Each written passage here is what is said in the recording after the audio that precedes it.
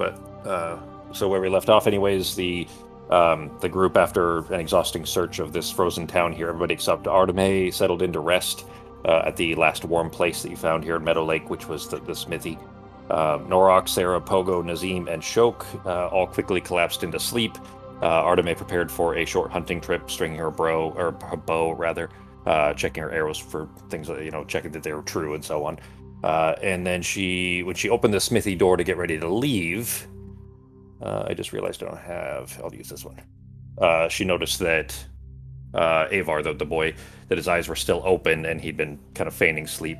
Arteme, he kind of looks in your direction. He says, in kind of a too loud whisper, still curled up in the blanket on the floor. He says, "Can I go with you?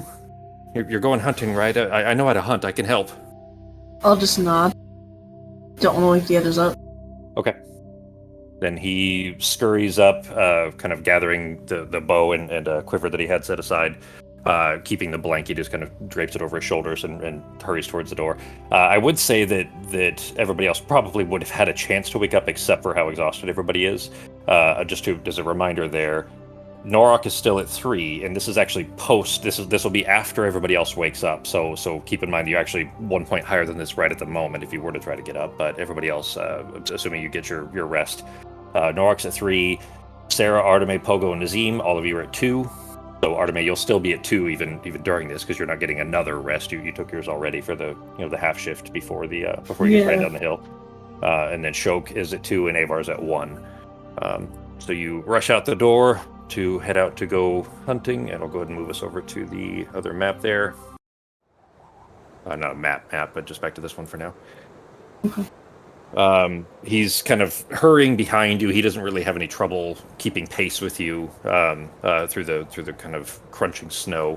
But you make your way out of the main town area out into the woods.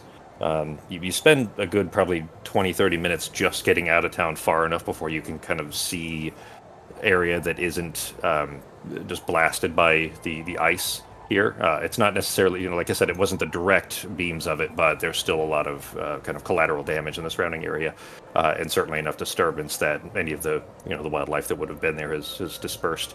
But you make it out far enough that you do start to see occasional animal tracks that are fresh on top of the fresh snow. It's not currently snowing, but the snow that had already fallen, you start to see animal tracks on top of that, which would obviously mean that the animals have come through after the dragon had left. But you make your way out there. You're starting to see some at least chances that there are likely some wildlife out here. What are you looking for specifically? Do you have a specific plan of what you're trying to hunt, or just animals for meat? What are you looking for? I believe I was looking for something big enough.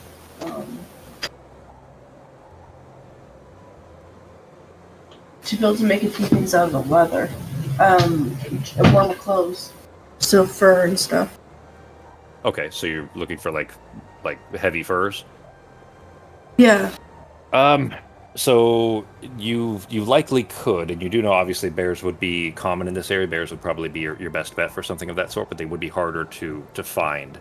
So if specifically you're looking for that rather than a food source, the stuff that I gave you for the hunting there, you can see on there basically the hunting rules. Do you have that? So, yeah, I read through it. Okay, so this area is mountains, which means it'd be a DC 15 to start with, but if you're looking for a specific animal, like a bear, for example, that will add a little bit to the DC, so it'll make it a little bit harder, and then also the larger the creature is, in this case a bear, would be a large, which is a D10. Yeah. So it'll probably make more sense after you do it a couple of times hunting, but if you're specifically looking for, bears, for example, then your odds aren't going to be great, although since you did bring Avar with you, that will help a little bit. That'll actually reduce the DC a little bit. Yeah. That's what you're going to do then? Yeah. Well, okay. Maybe not like bears or anything else with like thick fur. You could probably find in this area some elk as well. Either of those would be good. Any mountain goats or like bighorns and stuff like that, those have kind of a shaggy wool that would be a good insulator. And those would be medium. So do you want to just go medium instead? Yeah. Okay. That'll increase your odds a little bit there too. All right. Then in that case, it'll be a 15. We won't call it a specific species. We'll just go for medium. And it is not raining or snowing, so nothing there. And one additional hunter he is proficient is a -5. So that will bring it with the. That's a common one, so we pull forward, makes it 19. -5 is 14. So your DC is a 14. So give me a survival check. And what you need to beat is survival check. And you need to beat you need to make 14. If you get 14 flat, then you'll get essentially one shot with your bow. But every point above 14 will be another chance. And each survival check is 2 hours of time. So you have 8 hours essentially while people are sleeping. No luck. It's the first 2 hours go by of you wandering through the woods with Avar, and you don't see any traces of bear. You gonna keep going for another 2 hours? Yeah. Okay. Go ahead and do another survival check. There we go. That's better. Well, shit, that's a lot better. All right. So, so 13. It'll be 13d8 that you're gonna roll, and you're gonna do them one by one. Well, up to 13. You can stop whenever you want. So go ahead and roll 1d8.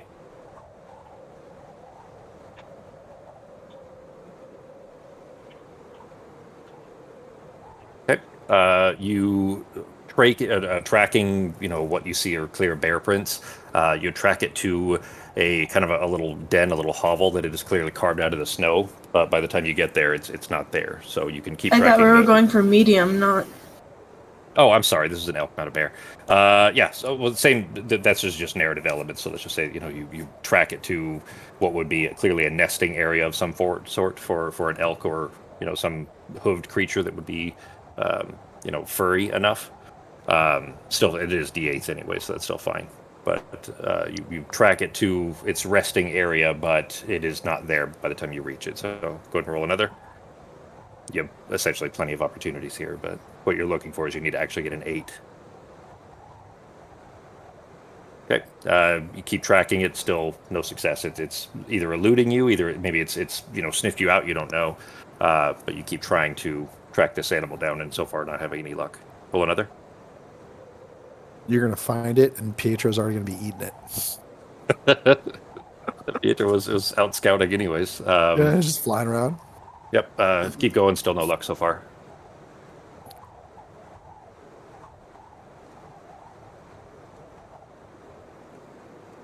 Yep. Still nothing. Keep going.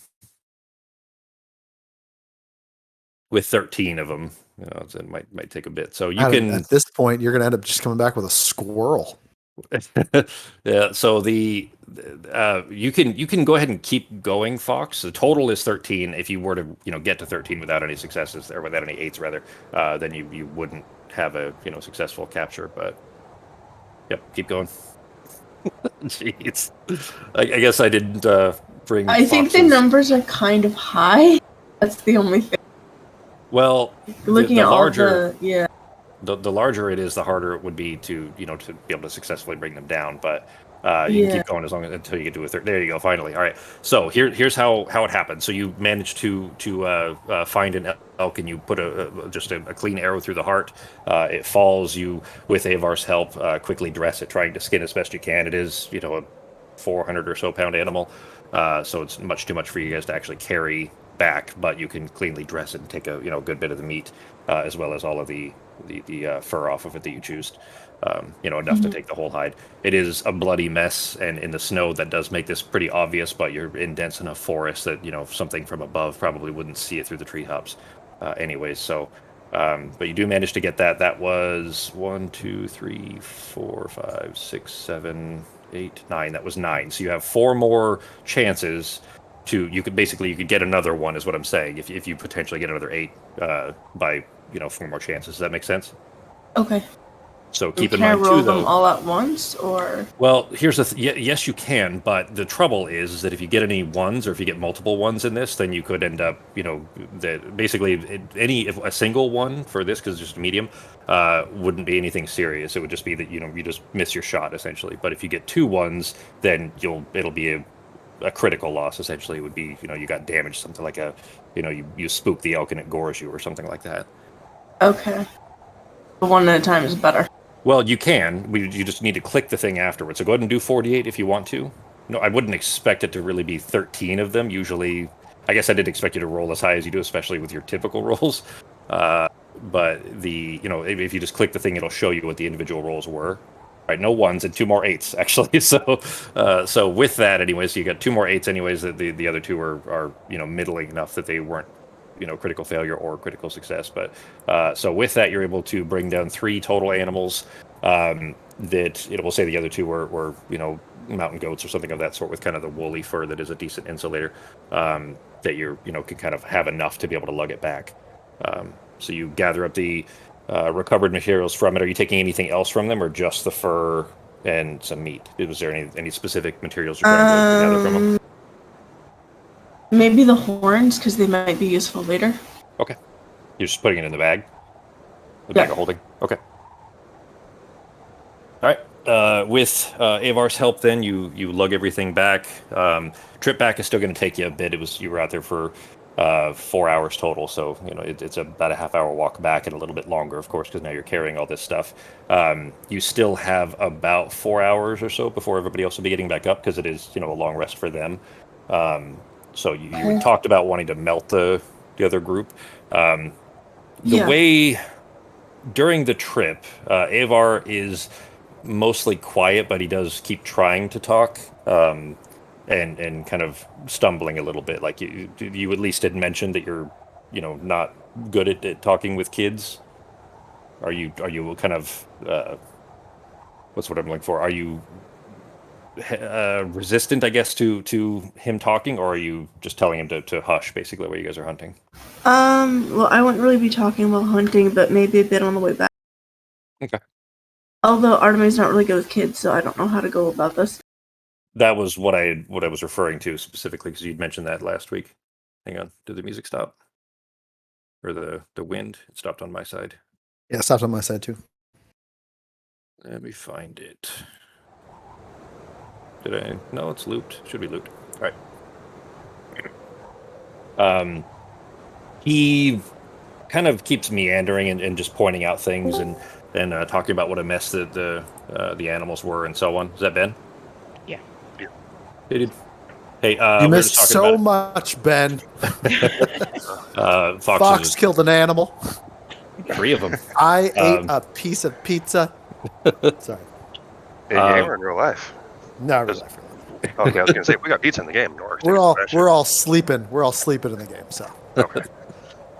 We were just talking about it, Ben. Is 5:45 realistic for you on a weekly basis? Becky said that you started working at the other gym, the new gym. Yeah, some days 5:30 is fine, but other days I'm 5 or 10 minutes late like this. So I mean, if you guys just want to start and chat or whatever, at 5:30, then I'll be in. I mean, again, 5:45 is the latest, but we don't actually have to start it then if you guys don't want to, because then you guys can just get the beginning stuff out of the way, the recap and everything, if you want. Yeah, but sometimes it's oftentimes it's relevant for you too. All right, we'll talk about it some more. We may just bump it back to 5:45 for the regular start time, just so that you're able to be ready to go and not just rushing home. I'm concerned when it starts to get snowy or not snowy but icy and everything up there, that I don't want you rushing home and getting in an accident or something. So yeah, we can just do that if you guys want to. And then I mean, if you guys wanted to start and talk a few minutes early, I might be home a few minutes early too. So it's up to you guys. Which is going to be the more frequent though. I mean, are you going to be? Because I mean, the last 4 or something games now you've been late. So yeah, I mean, probably like actually think of the official start time as like 5:45. But I mean, if you guys do hop on early, there'd be some times where I might be ready to go early. I don't know. So all right. All right, yeah. Let's just call it 5:45 for right now, at least, and we can reassess if it changes. Okay. Cool. All right. So, anyways, then Arteme, Avar, kind of lumbering along beside you. You notice he doesn't seem to have any difficulty, or very little difficulty, at least with the cold. Certainly less than you. And he's not having to breathe as heavily, kind of carrying this, lugging all this stuff back to town. But apart from that, it's clear that he wants to talk, but he doesn't know what to say. Kind of the kind of childish anxiousness, I guess, for lack of a better word. But he does kind of start to mumble a little bit as you guys make your way back and you're kind of near the outskirts of town. You guys aren't going to leave me behind, are you? Not if you don't want to. I kind of got the impression that the little one, the little guy with the white, like the fake, he knows it's. I mean, Shut up! It's a you good know- disguise. he knows it's. He knows we can tell it's fake, right? But What is he like? We trained him wrong as a joke. um, anyways, he it kind of seemed like you didn't want me to be there, to kind of go with you guys, and I don't want to stay here. Chances are he thinks it's too dangerous. There ain't much left for you. So this is just Artemis. You guys are asleep, G. Yeah, Oh, we're sorry. not even in the same place. Yeah, I Justin was guess I just would have known if joking. I was on time. Huh? You're clearly you're just start being a better dad, man. Hey, I'm asleep. I don't even know what's going on. Norak obviously needs more rest. He's mumbling in his sleep for a conversation he's not even there for. But I don't know. I mean, the town is a mess, and I mean, I got to do something about it. I can't stay here, and I don't want you guys just leaving me somewhere.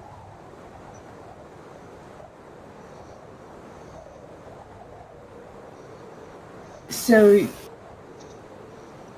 you could hunt, but do you know how to fight? He kind of shrugs awkwardly and kind of kicks up the snow as he's walking. I mean, I can shoot things. Is it any different? You saw me shoot. It's different in the way that if you don't startle your prey or lose your concentration of everything around you, you'll be fine. But if you're in combat, things are actually actively trying to kill you. Well, then I'll hide. There aren't always places to hide. I'll find a place. As you guys are passing the kind of the outskirts of town here and coming down the road, he says, when I was little, the old wisdom here, she was mean, and she said I couldn't stay, so they all made me leave. But I didn't have nowhere else to go, so I just stayed in the woods up here. And he kind of points right off the side of the road, like, you know, right over to a tree nearby. And I'd sneak into town at night and try and find food. And sometimes when it was really cold, I'd hide in the stables with the horses, but they never found me. I like horses, and they like me even when people don't, but they never found me. I can hide.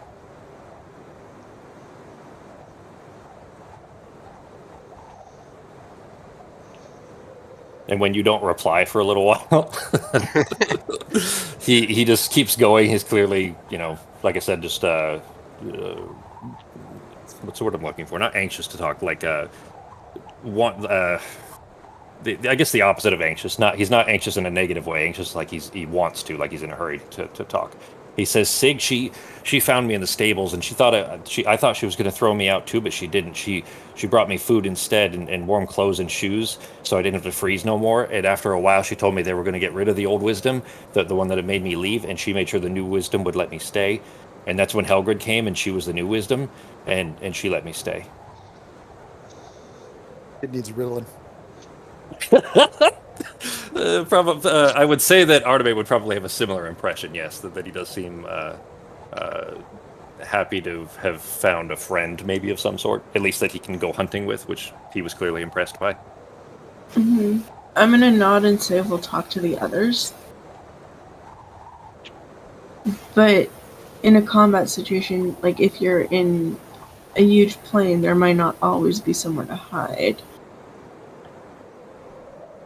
I'll find a spot. I won't get in the way.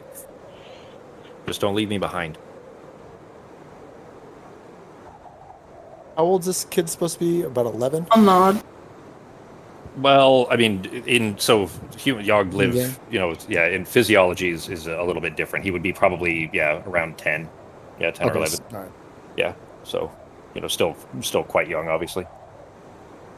I would say though that Arteme, you did recognize that he was competent as a hunter at least, anyways. But your points still stand. They were certainly accurate, anyways. A fight is a different thing than just stalking an animal. But he was good with his bow at least. He did actually functionally help, let's say, with your hunting. But you make it back to the smithy in town there.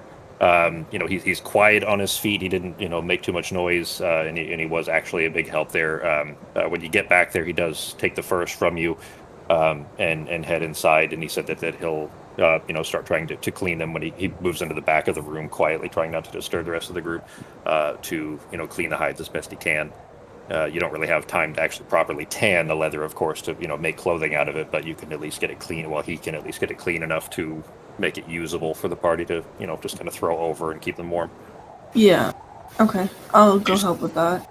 Okay. All right. So you still have about 4 hours. So if you're going to do that, then I would say that you, between the two of you, are easily able to get the rest of it dressed and cleaned. So are you going to do that instead of originally you'd mentioned wanting to melt more people? Yeah, I said I'd melt more people and then look for the magic shop and then go hunting. Was the order. Okay. Well, in that case, then the hunting, I had you roll it there already, but that was about 4 hours worth. So if you're doing the other things first, then give me an investigation check with disadvantage because you don't know the town. In regards to trying to find any shop that might have some. Okay. That was just a normal check. Well, it would have been, no, you rolled it with advantage. It should have been disadvantage, but it's still 220, so it's a 10, is what you rolled. Oh, I hit the wrong key then. Yeah, it's fine. It still rolled 2d20s. It's the same thing. It's just a matter of which one we keep, so we'll just keep the 10 instead of the 19. So for a total of 11. You, as thoroughly as you can, try to, kind of walk down each street of this, the little roads of this tiny town. And the buildings that are intact, none appear to be, those that are shops anyways, don't appear to sell anything of the sort that you're looking for. So it's hard to tell, but there are enough of them that are destroyed that it could have been any of those as well, the ones that are in solid ice. But that said, since you did that before the hunting, while conversing with Avar on the way back, and he starts talking about Helgrid, the new town wisdom. You guys know? Do you know what a wisdom is? A town wisdom, like it's like a wise woman, it'd be the female equivalent of a mayor, essentially. Not that a woman couldn't be a mayor, but in the kind of backwater medieval type feudal system. Anyway, so he does mention that the town wisdom, who actually did like him, the one that the Helgrid, as he names her, that her house is still in town here, and she has things of that sort, potentially. Okay. I'll ask him if he wants to stop by and if he could actually do anything magic. I don't know anything about magic, but and I don't think Helgrid did either. I don't know what it is specifically you're looking for, but she had a lot of like flowers and roots and things like that. Lots of weird things that come from faraway places. Okay, so medicines. Yeah, I mean, the few times I got sick after she, was the wisdom here, she helped make me feel better. Okay, that could still be helpful though. I can show you where her house is. Sure. Then he going with you. Then, so we'll say this is maybe before you go hunting, but you follow him along through the town. He takes you. It's actually not far from where the smithy is anyway, so just down the road a little ways. He points to it. That's her house there. It kind of smells funny, so the kids, none of us really ever wanted to go kind of close to it because there's always funny smelling smoke coming out of the chimney. But getting high. But I don't think she's there because the windows are dark and they're never dark. Okay, I'll make my way in and see what I find. Okay. You approach the doorstep. You try the doorknob and it is locked. It's not frozen and the windows are solid. It's not broken in or anything. The house appears to be relatively intact. It's this street where the smithy was is mostly intact. And the mayor's the wisdom's house as well. But the doorknob is locked. Okay. I'll use the lockpicking kit. Okay. This will be a pretty easy one. It'll be a 10 is the DC. Do you have thieves? Yeah, you do. You have thieves tools and proficiency, right? Yeah, a proficient in sleight of hand, yes. Okay, so it's 2 tumblers. You are going to roll 2d6. So you're going to roll 1d6. Just roll one first.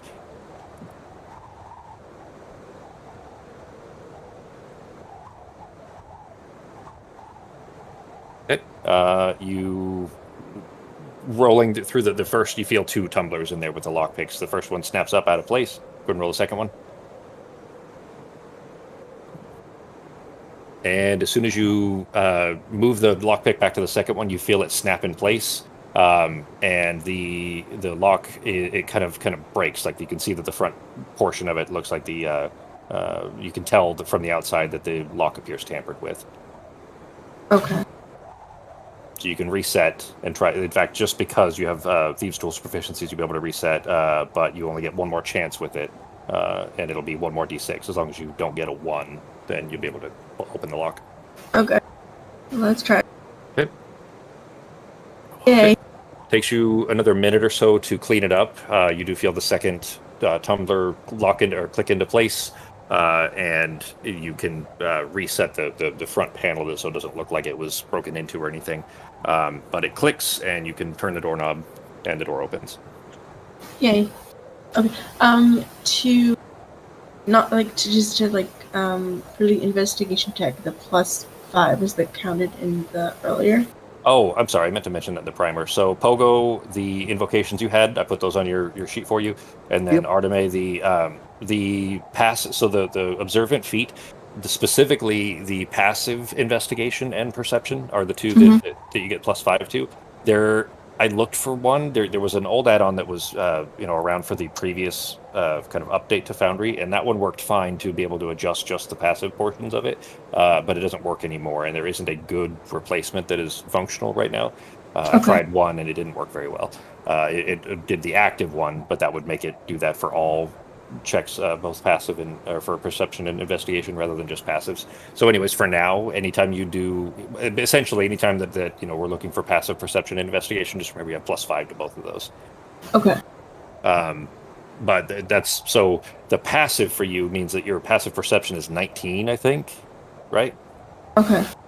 I think that's what it was, and isn't it 14 before that? My passive perception is 16 at the moment. Oh, okay, so it'll be 21 then. So that makes your passive perception is 21. So something like this, if you're actively looking for something that's different, but essentially you can't get below a 21 on perception, is the kind of basic functionality of how that would work. Just because you would notice it passively, even if you were trying to look for something. So, anyways, opening the door though, it is a small, like 2-room house. The front area here is clearly like a little welcoming room. Sorry, two rooms that you can see, like a archway kind of a thing leading into the second area, and then there's what it looks like a door that must lead into maybe a bedroom or something. There's no people in here. It's dark, it's cold, but none of the windows are broken or anything of that sort. It seems to be a decent, cozy little house. Okay. I'm gonna use my light cantrip to make some light. Okay. Right. You step in. The hearth is cold. There probably had been a fire in it recently, it seems, but there's nothing burning in it at this point at all. And you can see through an archway into kind of like a temporary lab. Not temporary. If you were to just take a regular room in a house, like without the proper equipment or anything else, and just hang herbs from the ceiling and put mortar and pestle and an alembic on a table and things like that. It's clearly not built to have been a lab, but it has been essentially kind of converted into one. That's what you essentially see. Okay. I'll look around for herbs that could be useful. Okay. There are a ton of herbs all over the place in here.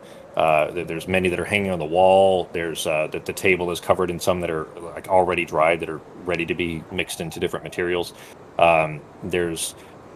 There's a lot of oddities around, and Avar, standing nearby, kind of is just kind of awkwardly holding his hands in front of him and looking around like this place is uncomfortable looking, just because there's so many strange looking things. You do see on one corner of a table there, like too close to the corner of the table, where it seems like that would make somebody with OCD nervous. You know what I mean? That it might fall off, kind of thing.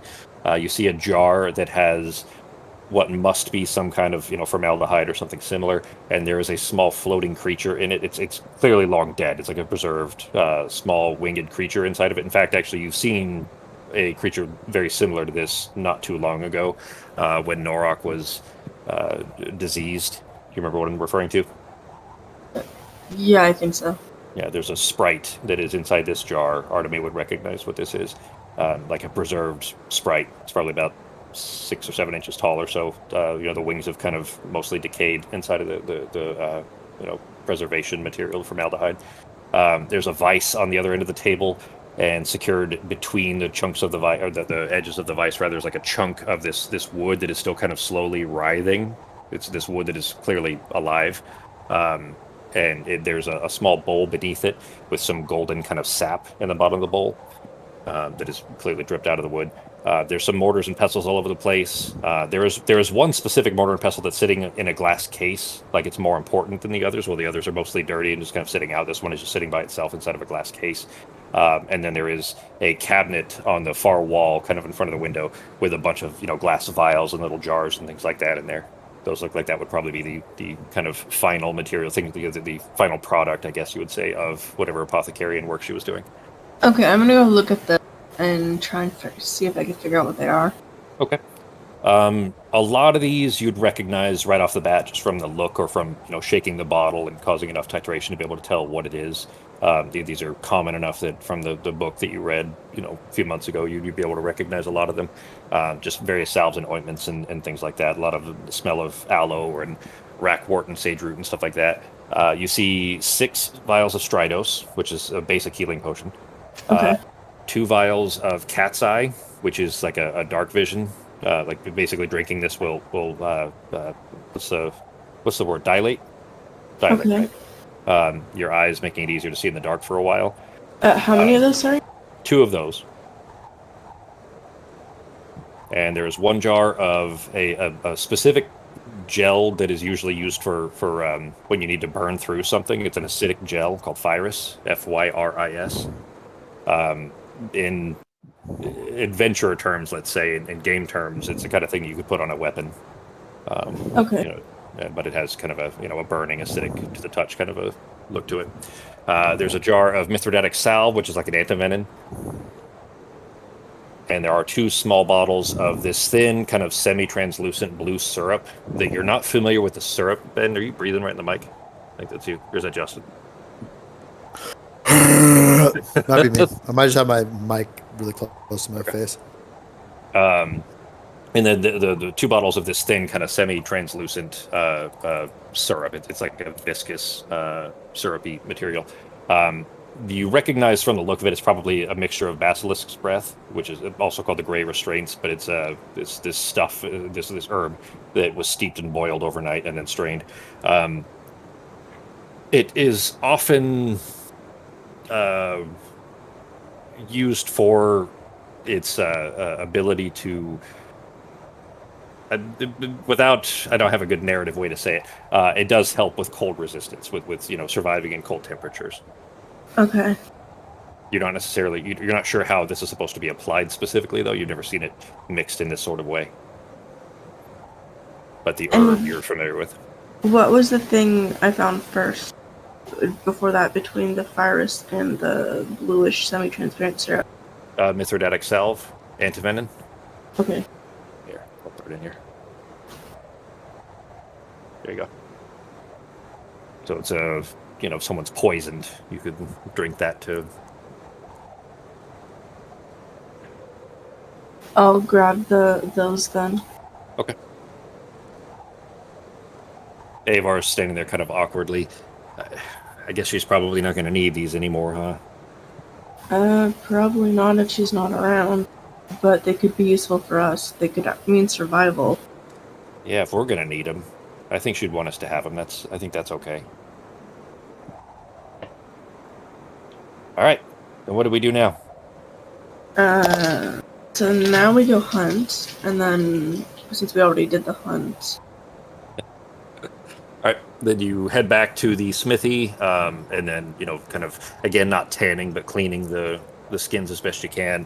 The elk was good size enough that you can split it, easily, kind of down the center and have enough of a solid waterproof skin for two people.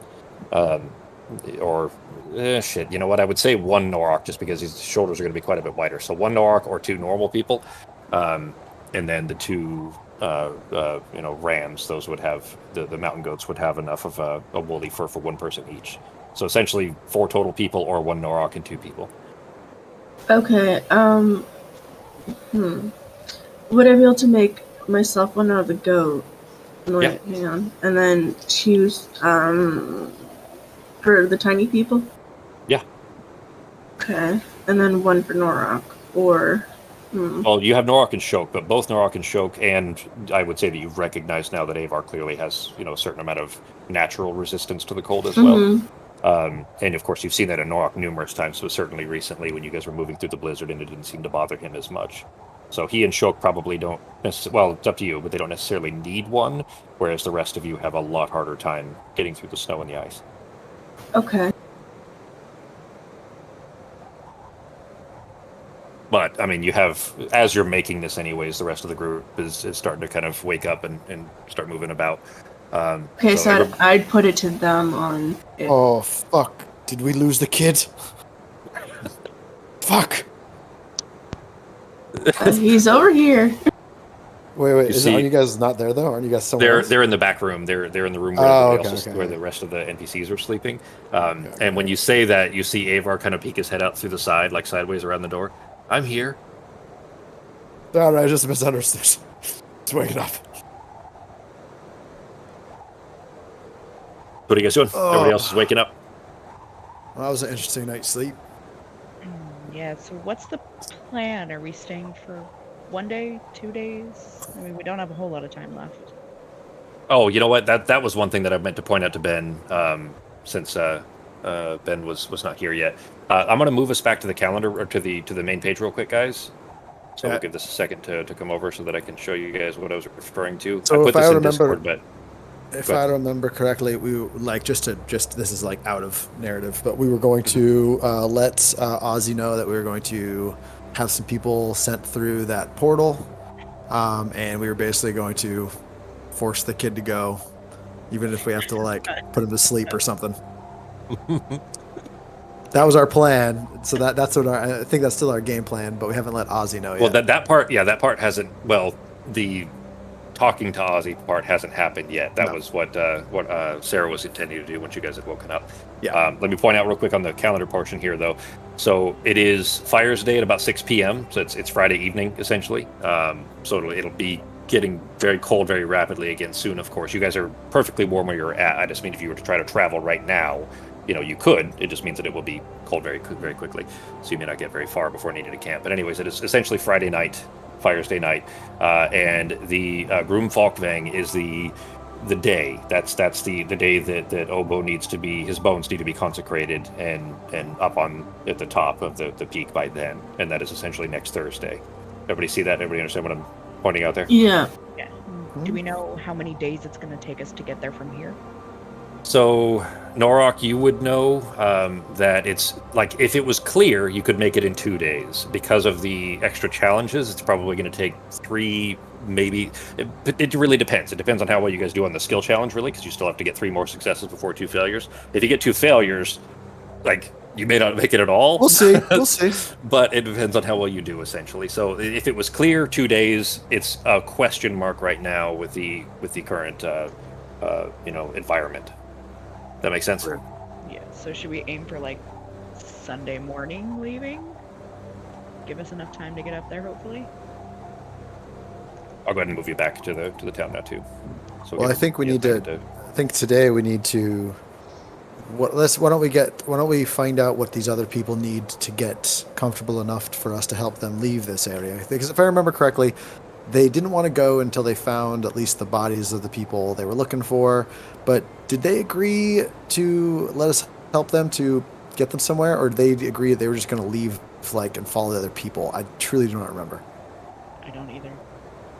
Alder was hesitant about leaving at all. Alder was the wagon, right? The male. Yeah, 'cause I remember we talked to them about it Yeah. a little bit. But he was also very... The reason that he was so hesitant is because his son is still out there somewhere. Yeah, and we haven't found his son's body.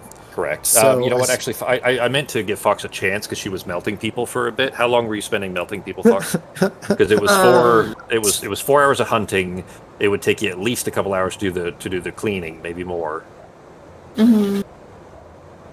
So you're just using the rest of that for... Yeah. Okay. The breaking and entering was probably only like 15 minutes because it was right down the street. So, you know, the robbing a dead lady's house that you guys love to do. Does anyone have maybe a way of, you know, some sort of magic means of finding this person? Like, do you guys have that spell, like that ability, any of you? Like to find an item? Because maybe he's carrying some specific item on him that we can get details on to use to find him. But we don't have that. Whole bunch of magic users and none of us can find anything. Nope. I could change have. You cut out a little bit there, Fox. You could what? I could if I change what I'm using. Oh, your prepared spells? Yeah. I mean, So that's to do pretty... that, she would need another long rest, though. Oh, she can only do it on long rest. She doesn't get that on her Yeah. little 4-hour thing. Well, That a is long my for her. rest. Yeah. Long rest. Oh. Oh, but you She's couldn't do still it for this one. it's still so long rest for elves is still 8 hours, but she only has to sleep 4 of that. Okay. So it still would be 8 hours, but sleeping she is only 4. chose not or to sleep trancing last is at least night? 4. No, she okay. I was kind of bending it a little bit to help her there, specifically Mm-hmm. because she did the 4-hour trance portion that she needed to. The other part is supposed to be light activity, and all you guys were doing was I guess that's Got it. probably So not this light would have activity of running, this decision but yeah. would have had to have been made previously. Yes. She's already been up for 4 hours. Yeah. Okay. Yeah. That's fair. But if they have something that smells like him, I could turn into a polar bear because polar bears can smell through ice. Ooh. There you go.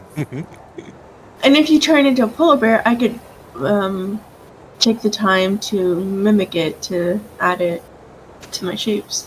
Yeah, it lasts for an hour. As long as the polar bear isn't trying to I bite like her, then it'll only this. take 10 minutes. Yeah, I like this. Alright, so do we know where they went to? So we could ask them if they have something that has his scent on it? There should be another room. Yeah, Halder, Inslog, and Thurid were just sleeping. So, which Alright, you know they so, did have a pretty long night, but yeah, they're you know able to be awoken at any time at this point. All right, I'm also gonna ask who actually needs something to keep them warmer. A show of hands. Who's freezing to death? I mean, we're all. I'm not comfortable, but I'm surviving with this. Because if I take one of the goat skins, I could probably make something for both Sarah and. I don't want to put on like Coco? a bloody goat. I don't want to put on like a bloody gross goat skin. You gotta like. Oh, Yeah, Arteme is drenched in gore, by the way. Yeah, this is not. You gotta like put that up on a rack and you gotta clean it and let it sit for a while. I think. I'm pretty Yeah, sure we that's- don't have the time for that because that would take like 5-6 days. But with this cold, it would take longer. So it's either you put on the cleaned, not necessarily cured. It's goat not bloody skin. anymore. Yeah, it's like the Yeah, blood is it's pretty been well washed cleaned. off. Yeah, Arteme and Avar haven't like bathed, so they're covered in blood. But the skins themselves are not particularly bloody; they're washed off. Ah, fuck it. I'll take a small. I'll take one of the small skins. Did you kill like a small child version of this thing? Maybe cut one in No, half for me? I'm just cutting them in half and making like one goat fuck skin it. into 2 blankets. Or Why not? Okay. I'm already feeling pretty gross. Need a bath, so that's fine. well, I did make 8 gallons of water. All you have to do is find a tub and warm some up. 8 gallons. Is gallons? Not very much water. 8 for a gallons tap. is not that much. Yeah. True. But we could make another some, 8. I'll split some on my bits and pieces. You guys are like myself the forge. The forge is still warm too, Yeah. so you can. I'm really just gonna cut snow. I'm gonna You wanna whole do- bath it up. I'm gonna give myself a whole bath before I put on what was it? What animal was this? The skin? Sheepskin. Yeah, it's mountain goat. It's wool. Mountain goat skin. Sure. Why not? So by splitting that one, there's enough for both Pogo and Sarah, and then Arteme has the other goat skin, and you still have the elk skin. So Yeah. whatever you're doing with that one. Is it like a whitish color? Probably dark gray based on the environment. Like a dark gray Hey, and we white. blend Yeah. in more a little bit. Look at that. If you lay down like this, pff, I look like a snowball. Until you go right on the mammoth. A dirty snowball. By the way, I've done that once with a girl, but we don't have to talk about that. Don't worry about it. Never mind. Nobody wants to hear those stories. Please, yes. There's child this is present. Stop asking me about them. This is the Arteme. TMI Justin Get your head out of the TMI gutter. bleeding into Pogo. Like this is Justin telling too much via Pogo as well. I can't say the word snowball, then not immediately make a sex joke. I apologize. All right, so let's go see if we can find your son. We have an idea about it. Do you have anything of your son's clothing? Like, did he live here? Or is this not your house? We're thinking about we can maybe find him if we have something of him, something that maybe smells like him. I'm talking to the dad. I'm waking him Elder, up. yeah. Elder. He's kind of looking at his arms, looking down, checking his pockets. I don't have anything. All right. With me. Which one's your house? Tell me which one was your house. You actually saw it on the way in. The like roof right is next door? caved in. No, it's down the ways a little bit, but the roof is pretty badly caved in. I think you All right, showed me do that you- before, Sako, didn't you? How long? Do you think? Like do you like think initially that- outfits? Do you think that he might have gone back to that house? We haven't checked yet. We're all a bit exhausted from the run down the mountain to see what was going on. So He was staying with a friend, and he kind of points down the street, like literally on the same street. Thankfully, like this Alright. one is, like I said, less damage. So he's 4 houses down that way. do you mind bundling up so we can go check and see if you can maybe make out your son a little bit, and we might have an option there? Or should we? He's clearly frowning, and he just kind of nods and starts heading towards the door. Hey, we might be lucky, you never know. And then I'm gonna also tell Sarah about which house she could probably find some clothes for the son. And That way. I'm just gonna go ahead and take him back to the home and see what kind of condition it's in. And Well, see if- so like I said, you guys passed this on your way in, and there were statues, the ice chunks of ice in the road. There's at least 6 of them that are in the street, essentially, between the two, in the middle are of they the road like between pieces? the two. No, they're solid. They're not like you don't have the case where like the middle of town where you guys first came through, where you have broken off bits and there's still a leg stuck in the snow, things like that. These are solid blocks. Thankfully, at least, but they're they're indistinguishable. You can't see faces or anything because they are just a solid block. But there are of the 6 statues, 4 of them are short in stature. Let's say.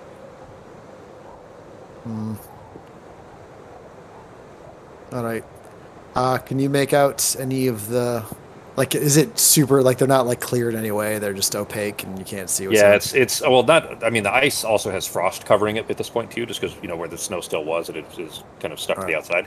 If you melt away the outside of it, like you saw Arteme doing with the the ones that she'd melted previously, you can kind of get it a little bit more translucent once you've melted away the kind of outer layer of frost, but it's still too difficult to really make out much features with this being Right. a good chunk of ice on top of the flesh. I am going to ask him, what was your son's name again? God damn it, where am I? I had it here. 1 second.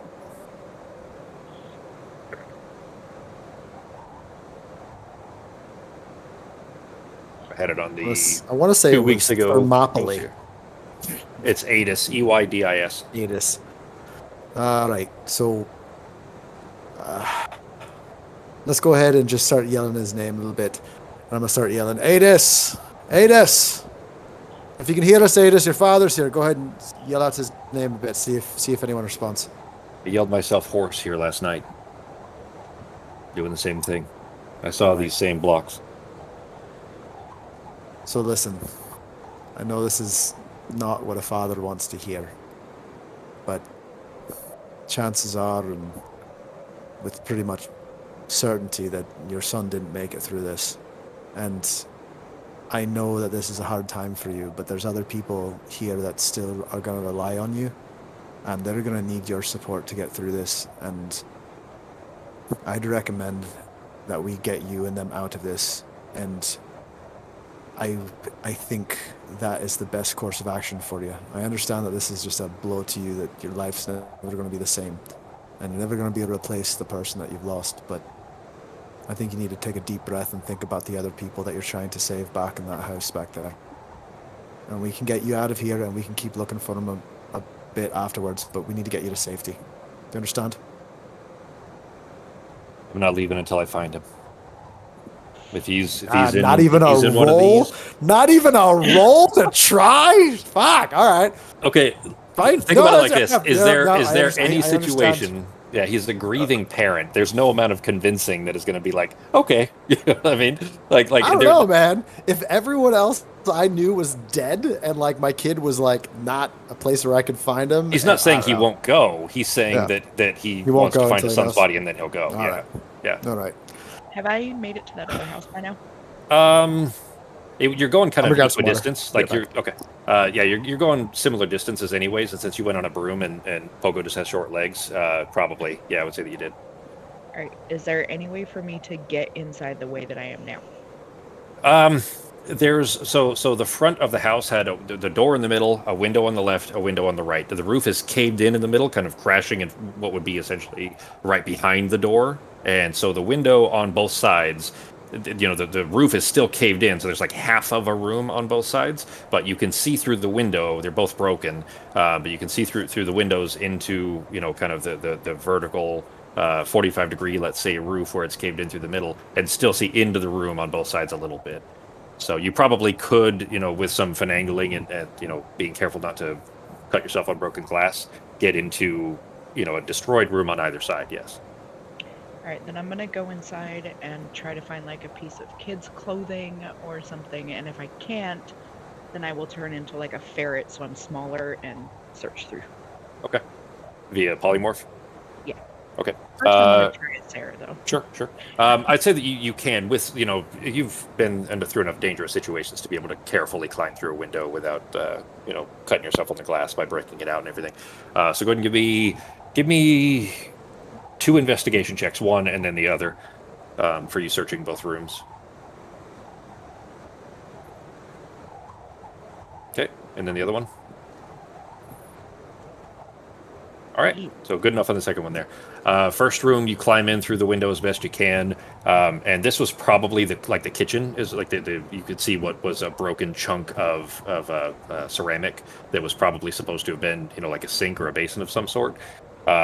And there's some smashed cupboards and things like that, but it was clearly not a living space, and you don't see any clothing or anything kid-like in the room. So you climb back into the snow, and then using with carefully over to the other side, kind of climb back through the other side. And this one clearly was a living space of some sort. It looks probably like it was a shared, like a communal room. Like a kind of Viking. These are a Thrigan settlement. That's generally how the Thrigan culture is. But you do thankfully find what is a cloak that is far too small for certainly Halder, as you've met him. He's a big guy. And it's a like a kid-sized cloak, essentially, of bear fur. All right, then I'm gonna take that with me and go meet up with Pogo and Halder. Okay. Then you climbing back through carefully, hop back on the broom, and start sailing down the street towards. You see Pogo, all 3.5 feet of him looking up at a 6'4" or so, big, clearly grieving blonde man. What's that? Oh, never mind. Sorry. But you see Sarah approaching on the broom, clearly with a small furry bundle that she's holding as she approaches, and he kind of staring down at you is not. He's not speaking much. It's clearly grief. He kind of does expect that his son is probably one of those ice blocks, but he's not unwilling to leave. He just he won't be leaving until, or at least he won't do it of his own volition until his son is recovered. Did this belong to your son? I'm walking back to the house. All right. Then you're back into the smithy, or back into the smithy. Yeah, I'm walking back into the smithy, and I am going to try to either get a torch to like help melt the ice, if I can find something like that. Sure. You approach then, Sarah, and he kind of looks down at you as you unfurl this cloak that, even once you've unfurled it doesn't touch the ground, even though you're not floating very far off of it. And he like, you can see like his eyes kind of just collapse, like his features rather just collapse, and he just gives kind of a quiet nod. You see his chin trembling a little bit. I'm really sorry to ask this, but can you hold it for a minute? He kind of just holds a hand out. I'm gonna drape it over his arm, and then I'll get off the broom and polymorph into a polar bear. All right. Big ol' whiff of the cloak. All right. Arteme, well, actually, you know what? While you're doing that, actually, and Pogo is making his way back, the transformation progress begun for the bear there. What are Norok, Nazim, and Arteme doing? Well, they were going to find the piece of clothing. I was going to broach the subject that Alvar wanted to come with us with Norok because of the cold thing and stuff. So Avar is in the other room. Norok, then it's just you, Nazim, and Arteme in this room here. Pogo is on his way back, but he hasn't arrived yet. So just the three of you, anyways. And Arteme mentions that Avar wants to go with you. Okay. That's it. Just okay. Yeah. Glad you made it back on time, G. Well, not on time, but whatever. You mean like, overall, right? Like just not leave him in the town? No, like he wants to come with us when we go to the dragon. He doesn't want to just be dropped off somewhere. He literally wants to just come with us. So I'll leave the decision with you. Well, I was thinking, we have to be careful, of course, but it might be a good thing for him to go to the burial, because we'd have to get him out of here one way or the other, so he can see some of his culture. Jodobo's burial. But what do you guys think, though? Do me a favor. Let me ask you this first. You guys know that Avar is in the other room. You know that he could potentially overhear you if he was trying to. You do know that he is the curious sort that he feels like you guys, or as he told Arteme, he feels like you guys are going to try to leave him behind. Meaning that I would say that Arteme at least would have an inkling that he might try to overhear. Would you be, without meta knowledge, would you guys be trying to speak so quiet that he couldn't hear you or couldn't overhear, or not? Honestly, I don't think Norok would be. He's not really, thinking about the little details like that. He's not used to being around kids. Even Sure. I mean, worst case scenario, Norok could also just pick this kid up and be like, "You're leaving," whatever. For other stuff, if in case this kid just throws a tantrum, Norok can just spank the shit out of him or something. It'll be fine. That's how I would say it too. You're leaving. That's exactly how it's said. So. Norok then is speaking at regular volume, let's say? I wouldn't be speaking completely high, I'd be lowered voice, but... Okay. Alright, go ahead. I just wanted to get that out of the way. So, the only things I'd point out is he has hunting experience, but not actual fight experience. So, and his solution would be to hide, which there might not always be a place to hide. So that's the only issue. Unless he stays with either Sai or Petro or something. Yeah, maybe we do. Because when we got into the fight with the snow sharks, there wasn't anywhere to hide, and those things hit hard. True. But if we took him to the keep or something like that, he would probably just find a way to escape and try to go running off, and then end up getting eaten by the zombie horde or something like that. He ain't gonna sit still, I'm guessing. So maybe trying to take him with us might be the best solution. Azim, give me a perception check. Okay.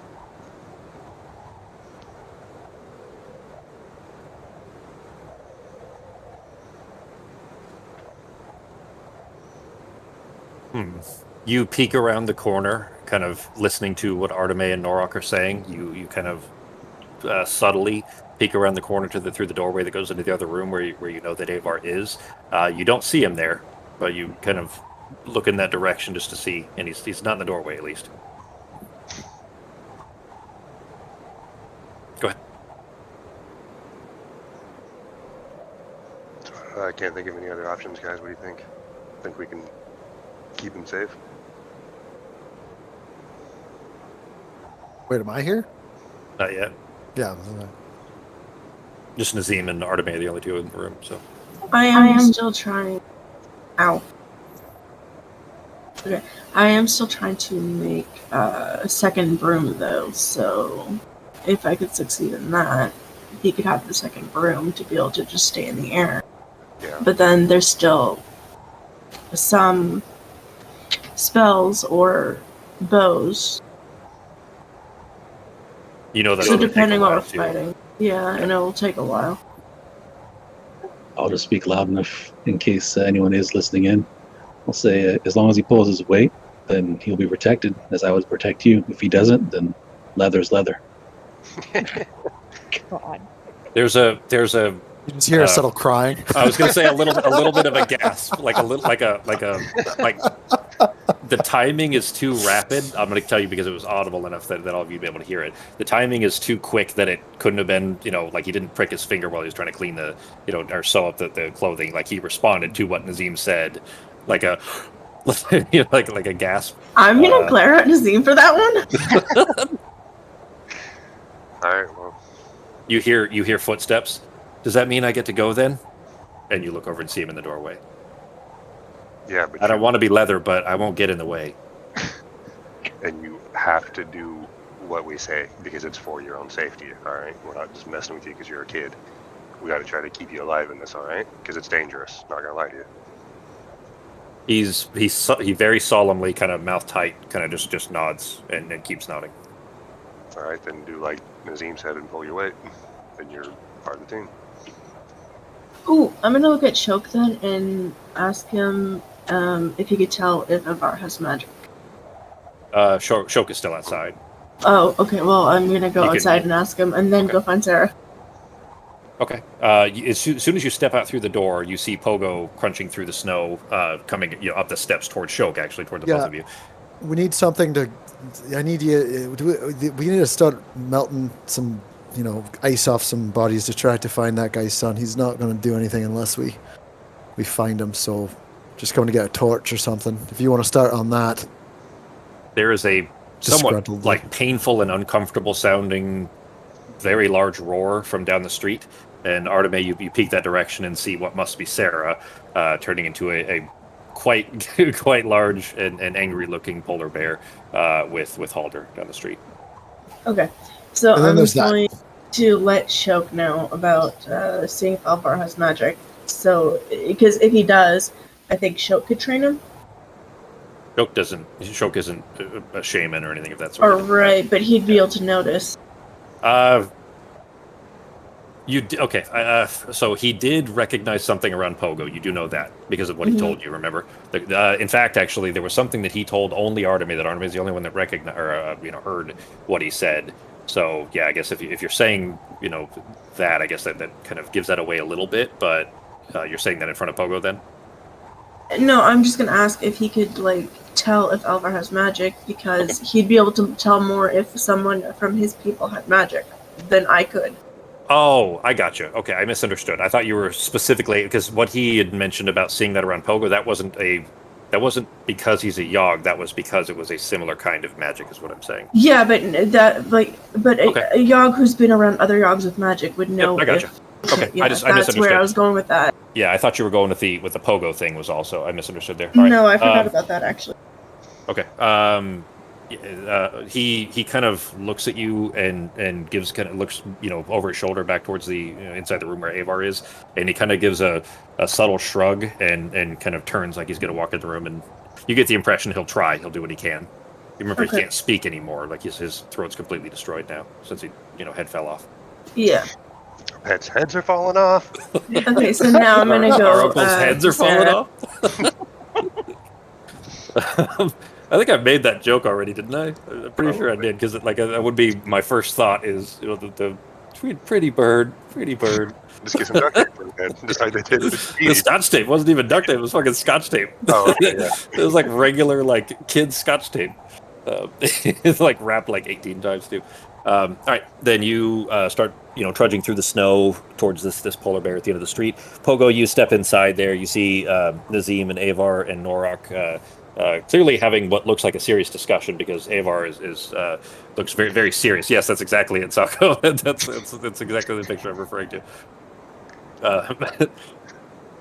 But the forge is in the back and it's open. You did see it previously, so you could clearly, if you describe that chunk of wood, for example, that Arteme got smacked with the table leg, that plus some fire would probably be what you're looking for. All right, I'm gonna go out here real quick before I go. I'm gonna go to the other group of people that are still there. Listen, I understand that we're gonna try to find his son. Once we do that, are you ready to leave? We can get you somewhere safe, but I want to make sure that we can do that as soon as possible. The red-haired woman Third looks at you. She says, "I don't think that there's anything here for us, anyways.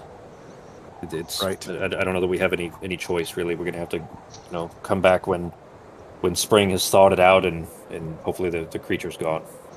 All right, and I'm gonna be honest with you. Based off the destruction here, I mean, if you find something better, some other area, there's always more places to settle down just in case. Because I don't want you to go through something like this again. Are any of them cute? No. Okay. I mean, I don't. So I don't mean that mean specifically. But they're just like haggard. Smithy. Well, you know what? If they were cleaned up, maybe. But the Smithy, the Inslog is she runs a Smithy, so she's just covered in soot like head to toe. So maybe under all of that. And Thurid is the satyr. She's the shaman. So she's Let me take my personal preference out of it. I suppose maybe cute to some people, but very. Smells like sage and patchouli. Ooh. So, if that tells you, there's a lot of like wisps of shit hanging in her hair that probably she doesn't realize is there. That kind of stuff. I'm actually surprised that he hasn't asked if they were cute before now. I am tired, too. He doesn't. Pogo's exhausted. I'm very focused on him being just fucking over it. Pogo, I don't know if you guys remember this. He used to ask sleep. that a lot more often, like earlier in the game, but he's been through some trauma since. Yeah, so. I'm traumatized. I'm still coming back. After he died. All right. So I want you to all be ready for when we do that later today. Okay, just don't let it come as a surprise, and we're gonna send you a place where you can at least be safe and warm for now, away from all this. So, all right, and then I'm gonna grab my table leg and put it on fire and go join them for fucking ice melting to find this one person. You grab a rag that is clearly soaked in oil, like a dowsing oil. It's when you're smithing something, you grab a rag that's soaked in that, whatever the dowsing stuff is, and wrap it around the end of the table leg. The table leg itself probably wouldn't catch, but the rag does, which is enough to kind of turn it into a temporary torch, and you start making your way out there. What's Nazim doing, Sako? I'll just keeping an eye on the boy and just being creepy as always, but preparing for a cold journey, of course. He looking up at you. He says, "If we're like, I appreciate that you kind of stood up for me there. Is there will you just tell me what? I don't believe it was a bird. What happened? What's with this whole thing?" And he's kind of waving his hand in front of his face. How did a bird do that? I don't get it. I don't think a bird could do that. I'm just gonna pull out the swatches of leather and just start holding them against his face, just to kind of color match. And just let him know. Don't worry about it. He looks up at Norak. Do you know? Did you see the bird? Creepy. I want to know what kind of bird. Y'all want to take this dumb fucking kid out with you? I can't. Nah. I'll be so mad. He's just clearly very curious about the strange group of people that is that he's going to be traveling with. It sounds like. Anyway, so Pogo, rather, you start heading back down the street with this kind of temporary torch over your shoulder. Arteme, you arrive. You see Sarah there in quite large bear form, like lowering her head down to these chunks of ice blocks, because at the shoulders she's probably 7 feet tall at the shoulders. Even kind of standing like on all fours like normal for a bear. Very, very large polar bear. Like kind of tilting her head down to these snowy, ice blocks that are only probably 4.5, 5 feet tall. and kind of trying to sniff at one, and she's kind of sniffing all around this block, trying to find a spot, seen clearly to to identify if what might match. What do you do? I'm gonna study her, and then once I have it, I'm gonna change into a polar bear. Okay. And then try and help look. So she's not hostile.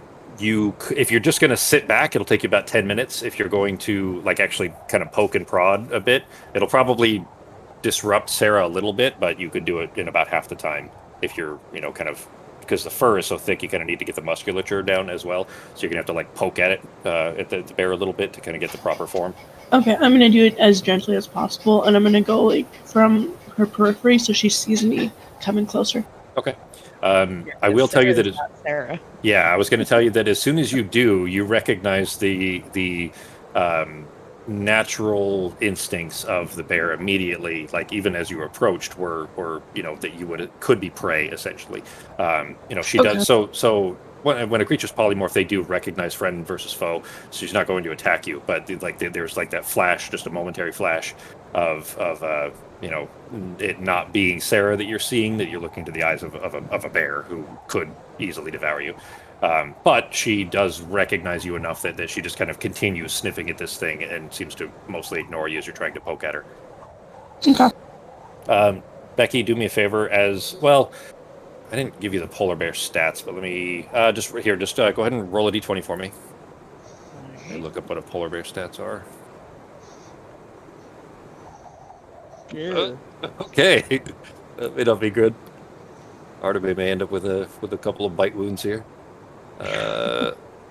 It's actually a -2, so with a total of 2, as Artemis, as you are poking at it, you kind of just as gently as you can. You're clearly not trying to hurt or disturb or anything of that sort, but you poke into the kind of right behind the front leg, foreleg, and immediately there's just a wide swipe with a shout. Give me a dex save.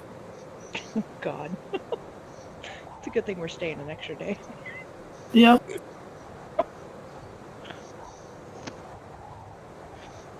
Claw attack is +7. All right. Oh.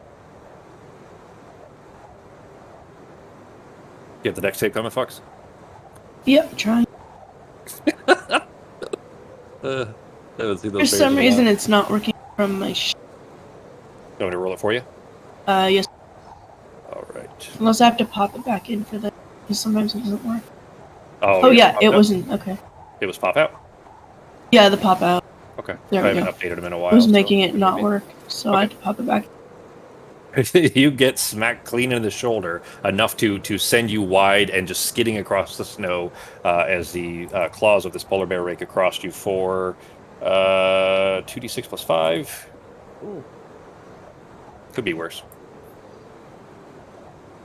12 damage, Fox. I should be able to do more often. And there's an immediate look of regret in the polar bear's eyes as soon as it recognizes that it's just you. But you kind of standing up, you've got this wide swath of these 4 parallel lines carved through your shoulder. Through your is it your scale armor, I guess? So it's still not enough to damage the armor, but certainly enough to cause some damage there. But you kind of stand up and trying to stop the bleeding as best you can. You see the bear kind of, the ears go down a little bit, like it's clearly apologetic, and returns to sniffing, like she's trying to get this done in time. Yeah, I'm just gonna nod at her and then use healing word on myself. Okay. Go ahead and heal yourself. We'll say that the rest of the 5 minutes or so of the poking and prodding, now that she knows that it's you, and can kind of resist the the immediate urge to smack you. Hey, there you go. You're back to full at least. You managed to finish it, and then are able to study the form enough to actually become a polar bear if you so choose. Okay, so I'll do that, and then I'll go help Snuff. Okay. All right. So between the both of you, then you can choose to whoever is proficient in survival would probably be who you'd want to do it. So if either of you are, I'm pretty sure Artemis is. I'm not sure if Sarah is. Okay. Then you can either both. Okay, so you can either both make a survival check, or whoever is proficient, in this case Artemis, then can roll it with advantage. Yeah, no, I'll help her. She can have advantage. Okay. Keep in mind, Fox, typically rolls very badly. So True, but my Hey, survival is a look. +0. So Okay, but there's your proof right there. She rolled a natural 1 and a 14. So if you hadn't been helping, it would have been a natural 1. She could have got the 14, obviously, too, but she did have a natural 1 in there. But between the two of you, then, you do narrow down which one it must be based on the smell from the cloak. And sure enough, it was outside of the house that he had said that his boy was staying with friends, Adis. And you think this must be the correct block. Okay, I'm gonna change back, and then I'm going to use my produce flame. I should be probably there with the Yeah, you actually torch you by you now. probably got there about the time Arteme was whacked and thrown across the snow. And they've since identified which block it is, though, and Arteme is reverting form and starting to melt away at it. So I'll help you out there a little bit with this torch here, just to make sure. Focusing on the face, but Pogo, trying not to melt through the face. Pogo, as you were standing there and the bears were sniffing the blocks trying to find the correct one, as soon as they've kind of settled on one where you think this is probably it, they probably found the correct one because they're both, kind of not dogging at it. Like dogging at it is what dogs would do, obviously, but bearing at it, let's say. One that it seems pretty clear is probably the correct one. You see Halder kind of, his shoulders just slump, and he kind of slowly just slogs his way over, like he's dragging his feet almost over to the doorstep, and sits down on the stoop, kind of head in his hands. He's not looking. Still doing the same thing. What's that? Yeah, No. just going- Yeah, it's fine. Yeah. I'm just saying that you see him kind of. He's not staring, but he's not watching you guys, but he's still nearby. You guys. Sarah, What's that? Sarah's gonna drop her polymorph and just go over and just kind of like rub his back. Okay. Not say anything, just sit there with him. Okay. Because she can't help melt, so. Yeah. The two of you, it takes quite a while. Same as it did for the first one when Shok was trying to help you. So it'll be probably about 15 minutes or so at least to kind of get him extricated enough from the ice. Sure enough, I mean, you very quickly identify that this is, a boy. Once you start getting some of the ice off, and then try to kind of get around the feet as much as you can to make sure that it doesn't snap off. Which would probably be tough for the father to see sitting there. So you very carefully try to kind of get him out of the snow. With that, it will be probably 15 minutes or so, let's say. So we'll jump over to Norok, Nazim, and Avar still in the smithy. What are you guys doing? Did Nork know that they're out there trying to look for the guy's son and melt the ice? Pogo, when you came in, did you say anything that's what you were going to do when you came in to get the torch? Probably, and also I was there earlier talking to the father about identifying his son, so it probably would have been. That's true. Probably I would say pretty yeah. obvious. Yeah, it probably by hints at and least. I also I'll I'll talk to the other people about kind of once we discovered which one of these is his son, then I just want to make sure there's no one else. So yeah, they'd probably realize what I was doing. Okay. Yeah. So Ben, you and Nazim would know then. Yeah. Well, I'm gonna tell Ivar that we should go help and see if we can go help melt, because I know I have some torches on me, so light one of those and see if it helps. Go out and find them. Well, light it after I go outside, of course. Yeah, we'll give him a hand. All right, we need to go ahead and we need to carry this person back. Before it starts to freeze back over, we need to carry it back all the way. Would one of you like to go and maybe bring the boy into the other back room, and we can put this child somewhere where, private, where he could get some words in with his father before we make that circle? Would one of you mind going and let everyone know, just so we can make sure that we can put find somewhere private? Do I know there would be a little spot private that like a small room or something where we could put the child and the father kind of grieve with it? The smithy is big enough. I mean, when you went into the actual forge room, the kind of tented area, there are other rooms off of that. So if you feel like there probably would be that is in this warm area that isn't in the freezing houses. I have a question. When we were on that ship that crashed, Nazim had speak with Dad, right? Or whatever it was that he did? Because he On which I'd ship that said crashed? on our way up the mountain. The one that Nazim was attracted Oh, to. the crash nautiloid. Okay, sorry. Yeah. You said that. I was thinking Sexually. not the because literally never mind. The Emperor of the Waves, a long time ago is the one that came to mind at first. But Whispers of the Grave. he does have that. Yes, if that's what you're asking. All right, then I would not saying anything to Dad, but ask Nazim if he would be okay doing it, so they could maybe say goodbye at least. Oh, so We're doing I this guess out. medium. We're doing this out here in the ice. We can. I'm just asking if we're doing this out here in the ice. Well, this Sarah is trying to be quiet so Halder doesn't hear, just in case Nazim's not okay with this, so he doesn't know that he can talk to his son. She wants to make sure Nazim's okay with this before she. You also might want to make sure his father's okay with this. Well, I want to make sure that it's okay to do it. Like Nazim's okay doing it first before I'd be like, "Hey, you have the option of talking to your son." Yeah, that's fair. You don't want to give that option and then just like take it away. Just kidding. Yeah. Yeah, that's no problem. Kind of gross, but no problem. That's gross. That's your line. Giving a father closure is gross, but not skinning a child. He that's just talking thinks to a he just child. thinks children talking is gross. Talking to a child. Yeah, That's crossing the line. Ugh. Then I would let Halder know that if he is open to it, there is the option of being able to say goodbye to his son and explain kind of what it is. You don't get a verbal response, but there is a certain look of grief-filled thanks in his eyes, and he kind of just looks back down. He just nods and looks back down. Gross. All right. But you think- guys finish then I- extricating the body from the Yeah. snow or from the ice, and it is much too heavy for probably any of you except for Norok to carry, or potentially Shok, but Shok's head is not very secure at the moment, so Yeah. carrying something on his shoulder is probably not a good idea. But Norok, you would be able to carry the body easily. Okay, will do. Then you guys, unless you're doing anything else, I guess everybody's already reverted back from Bearthorn anyway, so you make your way back towards the smithy. I'm gonna run ahead and let them kind of make sure that everyone understands what's about to happen and to give some privacy in an area and try to keep it. I'm gonna also make sure that the kid is not in the room.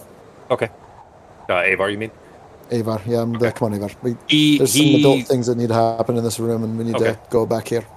He did come out with Nazim and Norok, but when he was there, like everybody was already surrounding, there wasn't really room for him to help. Anyways, he was clearly trying to be brave, but it's obvious that it bothered him. Adis, was probably his friend as well. But you, Pogo, you rush as fast as little halfling legs will carry you, running ahead of the group. Halder, if he was walking normal speed, would probably still be outpacing you, but he is again still kind of dragging his feet ahead of the rest of the group as Norok is carrying the body.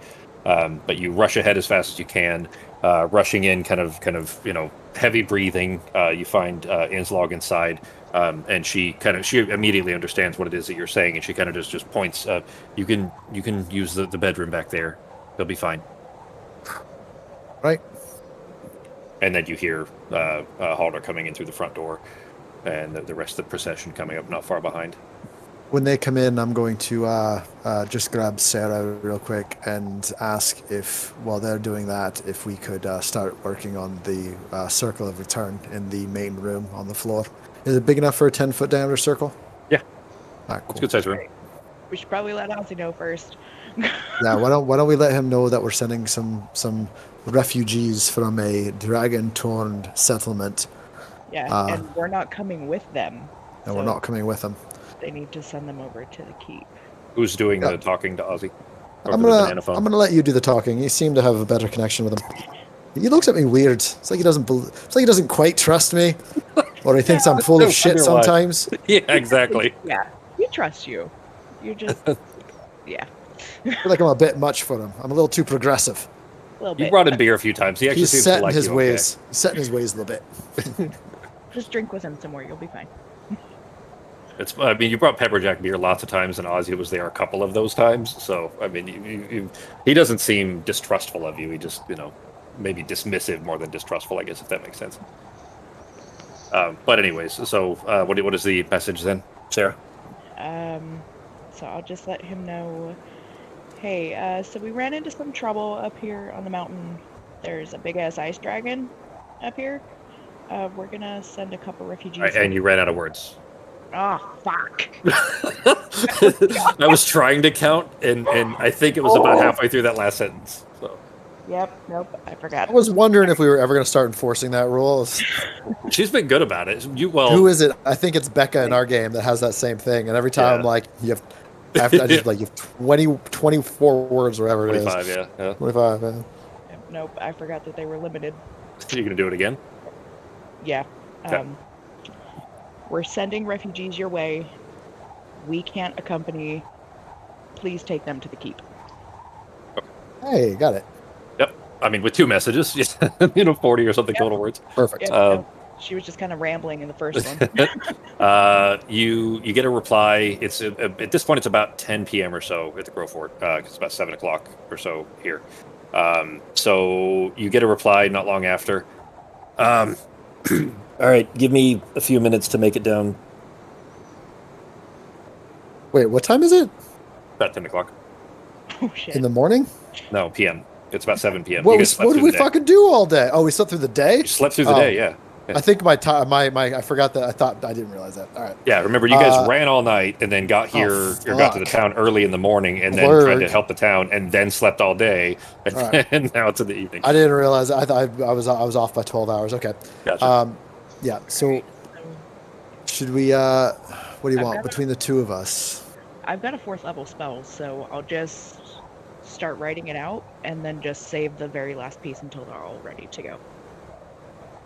All right, that's fine. You remember what we talked about, right? We haven't even talked to the rest of the group about this. Maybe we should bring this up, because this can't just be you and me. Like, we're sending the kid. Well, Nazim is off with Halder and the boy in the other room by themselves. It's just them. So the rest of the group. So Nazim. You can guess this is probably a lot of the grieving father with the the animated corpse of the boy. You're probably making it as awkward and creepy as possible. Just smiling really big. I'm a real boy. I'm a real boy.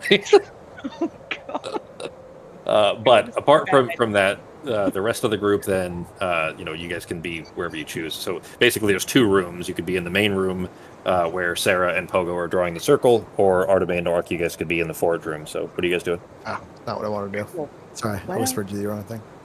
Why don't you go talk to them, and I'll finish the circle. Make sure. I'd just be like in the main room. Well,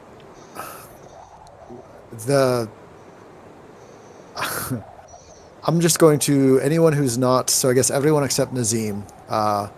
I'm going to look at Norok, and I'm going to look at Arteme. Guys, can I speak with you outside for a minute, and real quick? Okay. Well, I just have some personal things I want to talk to you about. Avar goes into the room with Sarah. Can I help? Um. Do you have any more chalk? I can draw circles. You're gonna have that kid go. There's a very important rune that has to be over on that side of the room. Very 20. That very well, you far guys are side going on the wall. outside. You said you're going outside, so Sarah can still be in there. Well, I don't really need help with it, but if you'd like to watch, I can explain it to you. Maybe teach it to you. Can I draw it? I can just sit down and draw. I'll be quiet. Sure. And I'll just kind of keep an eye on him and fix it where it needs to be fixed and show him how to. Oh, all right. That's nice. Okay. Then Arteme, Norok, and you guys are going out with Pogo outside? People are doing stuff. Yeah. So I'm assuming this is going to take a while to draw. So. Okay. Yeah, well, I mean, you know Right. that if you didn't infuse it at all, it would take an hour. So you would have some time unless you're going to use that 4th level slot. All right. Then Norok and Arteme, you guys step outside with Pogo. Yeah. So we're gonna go far enough away so that there's no way the kid's gonna be able to. Yeah, hear that's it through fine. there. Yeah. All right. So we're gonna make this circle, and then we're going to make sure everyone understands. We've already spoken to Ozzy. He knows that they're going to be coming through, and then we need to put that kid in that circle. I'm not going to risk a 10-year-old boy on this trek that's almost killed us. It's a death sentence, and he's not going to want to go. So We need to make him go no matter what. Yeah, it's up to you guys. Again, he might just run away from the keep, so I don't know.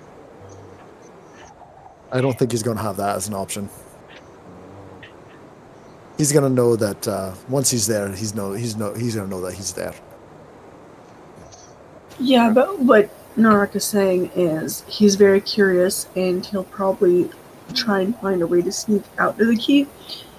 And since he knows how to hunt and look for tracks and stuff like that, he would probably find a way out. And that is still a war zone, right? So either way, the kid's going to be in danger. It's a place he could get out of if he needs to. They can always evacuate. I mean, worst case, they could even evacuate him back to the circle that we showed up at for the tournament. But if he goes with us, the kid's probably going to die. You got to realize that, right? We step on one area of ice the wrong way, he's dead. We go try to cross a crevasse somewhere, he's probably going to be dead. We run into any other creature like that dead thing we found out there, he's probably dead. Yeah, that's true. Well, I'd rather have him under Ozzy's care there with some instructions to get him out. I mean, they're not monsters there. If there's something goes down, he's a child, he'll be protected first. He'll be the one that gets out first. Him, the women. And I think the likelihood of him surviving the next 2 to 3 days with us here, much lower than surviving at the keep. Until Ozzy tells us otherwise, I think that's the best decision. And he's not going to go quietly, but we'll put him in the circle and make him go. yeah, maybe send him there for now, and then when we're done and we get a chance to head back to the keep, then we can, take him out for some hunting lessons and things like that when we have a little bit of time. Sure, but we told him he could come. Putting him in a circle and sending him off know what? is definitely not a good idea.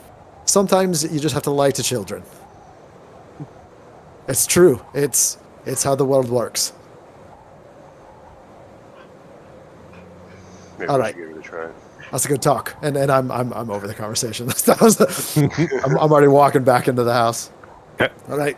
Well, it was nice. I'm glad we got to talk about those nice things. Like I was kind of like faking a smile as I walk back into the house. All right. How's that circle coming along? It's coming along. I got some extra help. Oh yeah, he's doing a great job. Uh-huh. I want to do an insight check to see if I can figure out how that conversation went. Okay, so I'm just gonna look at Norok, gently shake my head, and say he's one of your people. I'll let you decide, but I don't know if sending him off at this point would be a good idea. And I'll leave it at that. All right. I like this. This is gonna be fun. I know. I hate having to make decisions. You know what? Well, Can I cheat and we take an intermission real fast, guys? yeah, I was gonna say the dogs have to And go then I- potty. So. Yeah. Is that what that Come back sound in the was? dressing. I was like Yeah. trying to figure it out. Oh, that was a dog growling at Ben Yeah. like the whole They're time. Yeah. grumping at each other. All right, well, you do that. I'm gonna grab some water and use the restroom. I'll be back in 5. Right. Okay.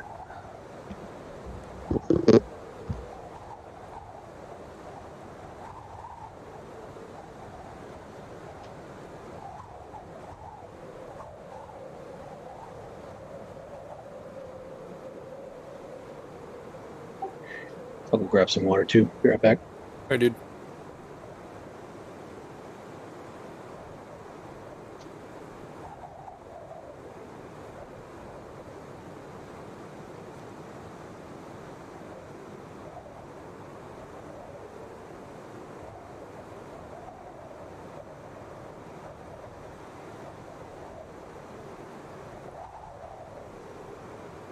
Did you?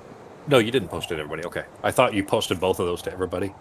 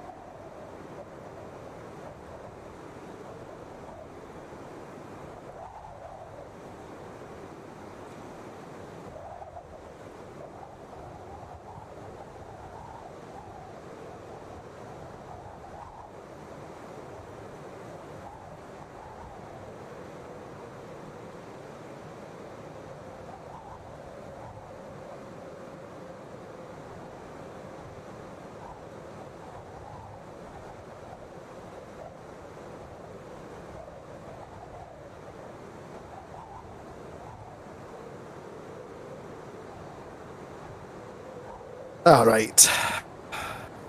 I know that wasn't thought you 5 were- minutes, but I No, it's fine. just had enough time to do that. I thought you were. So I'm a little worried. About what? My computer is lagging like shit, even playing on yours. So it's something on my side. Check performance task manager. Check your performance Not monitor. too bad. I mean, obviously Chrome is a fucking hog, but not really any worse than what it was before. Try playing in Edge Chromium. See if that's run smooth. I see. It Yeah. seems to work better than Firefox. At least I tried using Firefox. I as haven't, well. yeah, and I haven't updated. Well, I'm just using Chrome, but like I haven't updated or I haven't restarted my computer in a while, and I'm wondering if there's just something in the background that's fucked, and I just need to restart to get it working right. Because I I didn't mean, reset that the should time. have been step one. You know, Well, after we you were did in the middle of Thursday. the game, and I just didn't Yeah, feel yeah, like that's true. restarting everything. You're Should just have. putting it to sleep Didn't. between, right? Also, my assumption there was because it had already just gone through all the updates. I figured it was something on Foundry side, but Yeah. now that it's doing it, me Even trying to just play playing. through yours, then yeah, it's something on my system's fucked right now. But that wouldn't explain why Leah's was having trouble too, though. And it wasn't bandwidth, by the way. You mentioned yeah. bandwidth a couple of No, times. I I think it checked was my driving. bandwidth. Well, I mean, it definitely wasn't anyways because it wasn't like you weren't cutting in and out of audio at all, and Zoom Yeah. was still fine. And both of you were fine there. So You know what? I'm gonna restart my computer right now. All Is that okay? Yeah. It's got a solid state, so it won't take too long. Sure. I'll be back in 3. Yep.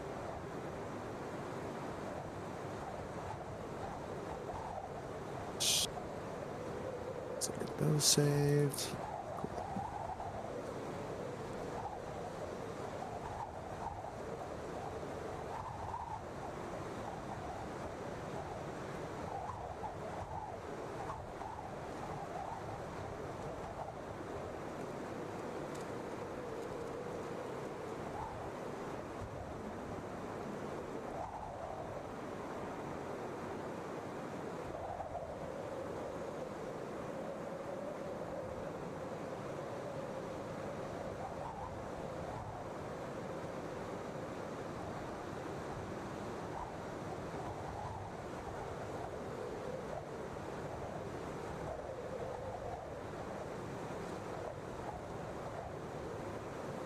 You back, Fox?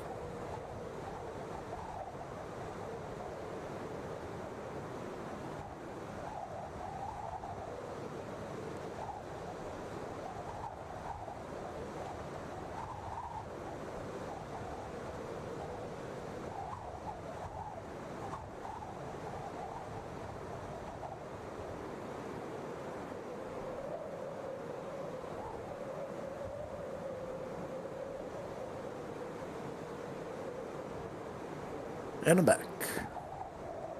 You didn't even drop out of Discord or Foundry, I don't think. Or Discord, definitely not. Foundry, I didn't see you go out. That was quick. Yeah. I'm back too. Yo, dude. Is it moving any better, Sokka or Justin? It is. I can tell because the snowflakes before they'd literally just be like, it would like just be they'd move like 1 inch at a time, like glitchy, and now they're actually smooth. So Well, hopefully that's that all it was. works for next Thursday. I'll just restart right before I play. Yeah. The first message that you sent, Justin, of those 3, The first one was an accident. That was Okay, from. so- I forget that when I click on that icon, it just sends it as opposed to letting me edit it because I use Oh, it you made it regularly. as a macro. Okay, I see. Yep. Because you've sent me that before, and I wasn't sure. Yeah, I it's the wasn't same 100% sure if it was the fucking exact me being same. an idiot every Yeah, single I time. wasn't sure. Like, I wasn't completely sure if it was verbatim the same. You've definitely asked that question Yeah. twice. The same fucking thing. Yeah. All right. Yeah, I have it as a because you know what I'm saying. Like I just always think the shortcut's gonna open up the text option, but Yeah. no, it just puts it right in the fucking thing. I'm like, Because ah, it's so fucking heck. hard to type /W space DM space message. So you literally made a macro to do it. Because I forget if certain spaces are needed or not, and I'm like, I'm like, wait, is it / or /? Oh, okay. I mean, it's not Right. hard to figure out, but it is easier to. All right, well, use macro. /W. The W just stands for Yeah. whisper. That's all that is. Yeah. Space. So it's just /W. Space I know you don't DM. do a lot of coding stuff, but DM. Not at all. Yeah, just whoever the target is, in this case DM, but it does work for both players or character names. So you could, if you were sending it to Norok, for example, you could do Ben or Norok, and then the message. Not that hard. You use the I spaces. really as, liked. I really like delimiters. the whisper add-on that that you can put on here. It's really neato. I'll check for it. The trouble you were It looks having like with it an yesterday was it incognito icon. okay? Well, Was yesterday it I just turned because? But all you of them turned it off. off just for that reason, right? It wasn't one of the Yeah. ones that was giving you red text. Okay. Nope. The only one giving me a red text was the VTT. But Okay. just because I was curious, I turned everything off, but still was running like a fucking piece of shit. Might have an installed Windows update or something. Infuriating. Maybe. Who knows? Do you still remember the answer to that original question, or do you Yep, have that I've got it answer? in my notes. I've got Okay, that in cool. my notes now. All right, cool. Is that Ben back? I see Ben lit up, but I don't know if he's actually back. Yeah, we're back. Okay. All right, Fox, you back? Yep. Cool. All right, then we'll resume where we left off. As everybody is coming back in the room, Sarah, you immediately recognize what it is. You could already tell just from kind of reading the impression that Pogo was giving that was I guess his feelings about the situation, and him taking Norok and Arteme out and then coming back in with the kind of look on his face. You immediately into it that's exactly what it was. All right, So what do you guys are we about done with this? Looks pretty good.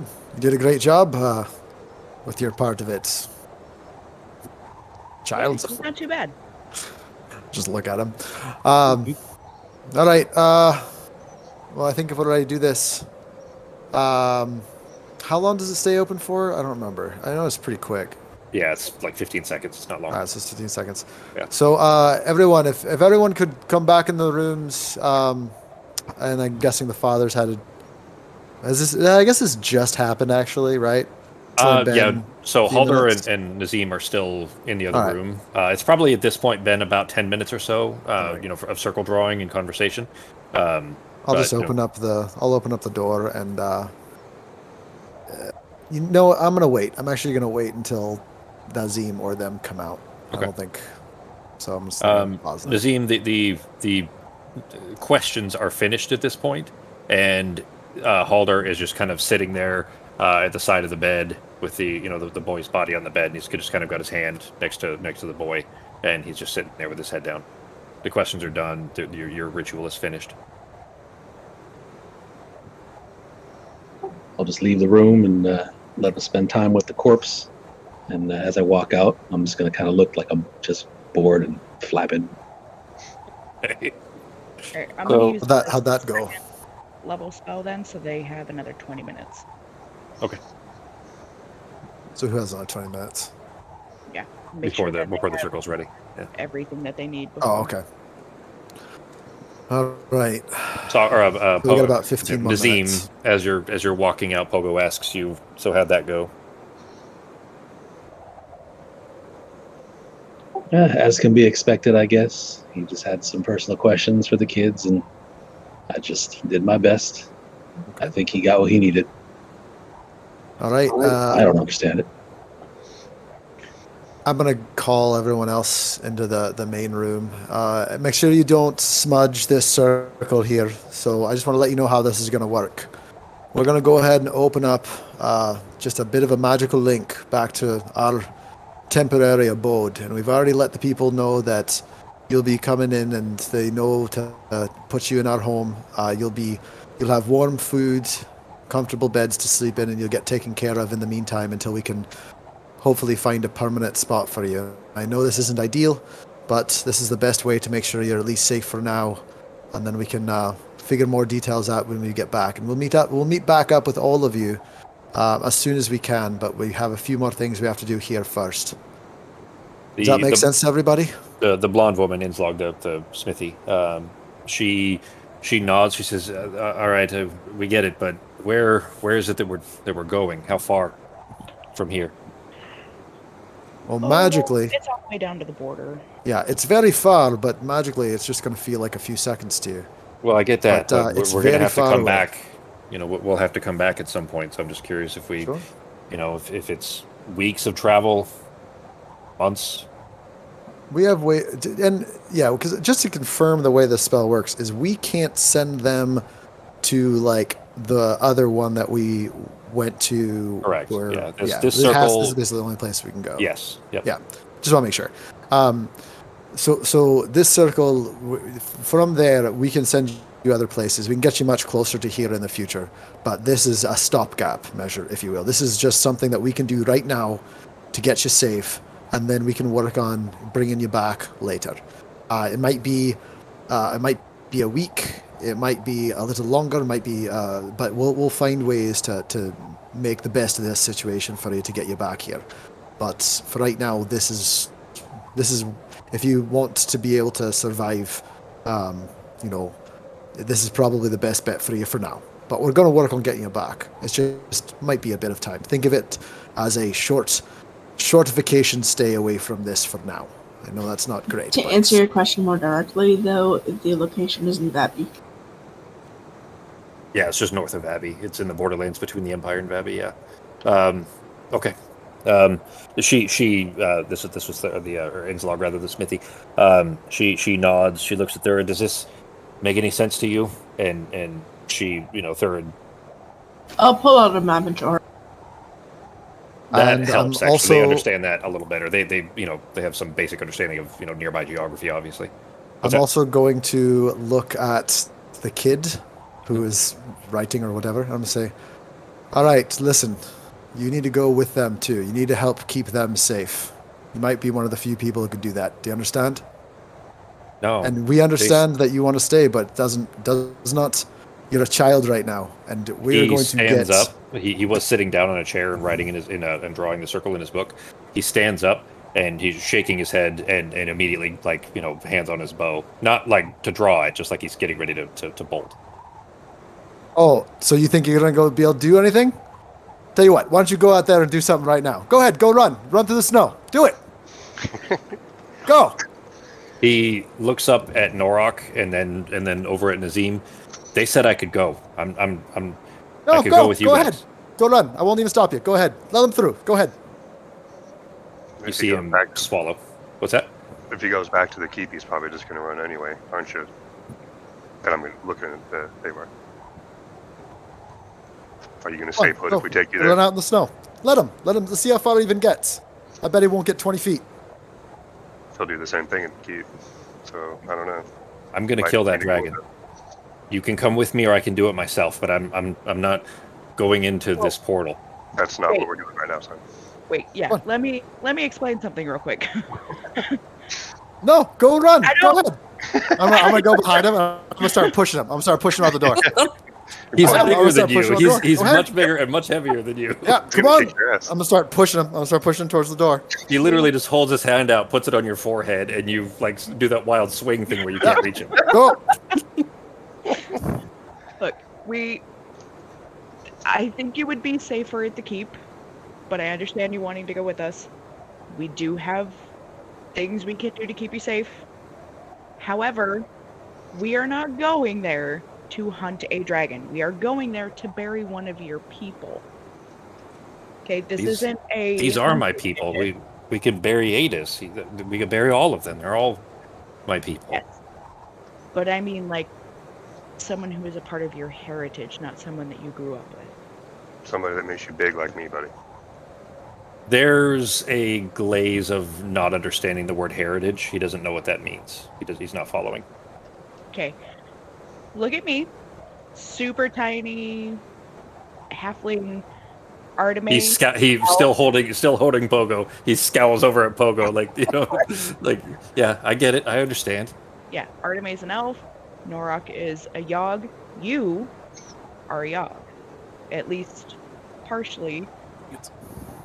God damn it, Justin. Did you really edit your macro to do that? That's what your macro says now? No. So in 2 weeks I'll get that message again. Yeah, exactly. I forgot to save it with an empty. Shit, that's funny. So now I will get that message randomly from now on. That's good. Okay. Make another insight check, Sarah. And Norok, actually, too. Okay. Ugh. You know what? We're staying here for another night. I'm gonna re-roll it. Alright, you can use your chrono thing? Yeah. Alright. Not a whole lot better, anyway. Better than it was. Yeah. Okay, I got that. Norok, he just looks angry and frustrated that he feels lied to. That you guys are going, well, what he sees is you going back on your word. Sarah, there is a level of understanding there, and it's a choosing to be ignorant situation. Okay. I just want you to be completely aware that the whole reason we're here isn't to hunt this dragon. I understand that he decimated your home and killed your loved ones. But if we face this dragon, we will not survive. Like, you may think that we're some badass adventurers. We're not. Shrugs. We all We will die. All of Well, us. I don't know about that. I mean, Well, Pogo may run away, but the rest of us will die. I do not disagree. Yeah. see. You got to get stronger first, just like we do. So it's going to take some time, but you're going to have to work for it. All right, and that means that you're going to have to calm down first. So you got to have a level head. You can't just go rushing into danger. Are you ready to start growing? Learning how to fight? Not going to run away. Well, then you're going to have to learn how to fight. And Okay, listen to us. then let's go. It's not going to be easy climbing up the mountain. I know that's going to be hard. I know we're going to have to fight, so let's go. All right. Don't leave me behind. You told me you wouldn't leave me behind. As long as you understand, we are not going to fight a dragon. We are not looking to fight. So you stay with us. You don't leave us, all right? And we won't leave you. Promise. Okay. I'm just gonna look at Pogo and just kind of shrug, like, I'm gonna look you back and do a little thumbs down and just go. Avar takes his hand off of Pogo's head, and part of the wig comes off with it. No. That's Like It's not sticky. off, but It's like supposed to stay there. unsettles it. Yeah. get more glue. You know we can tell, right? Sure, fine. That's what we're gonna talk about now. You were mean to me. I don't want to be mean to you. You were mean to me first. Huh? I was just saying you don't even want to go try it right now. Whatever, that's fine. All right, then in that case, I'm gonna go to the other room and. You can still do. It's up to you. You can do whatever No. you want. Like so, I- the messages you sent. That's not like out of the question. That's up to you. Yeah, no, I'm there. Okay. All right. So I'm gonna go in the back room and so we're getting this ready to go. You can take him with you if you hold him, and then you could bury him, at the place you're going, or Oh, provide to Halder. Okay. rites to Halder. When you go into the room where Halder is, he's already actually like pulling the blankets off of the bed and wrapping the body in the blankets. And you see him like basically finishing that as he stands up with with the body in his arms. So when you go through there, just make sure you hold him tight, and you guys will be fine. So come on. We've got everyone else prepared. Everyone else is ready. So remember, everyone, there's only a small timetable to walk through it when it's active. Make sure you do that, and you'll be meeting someone there named Ozzy who will be able to give you the lay of the land. Understood?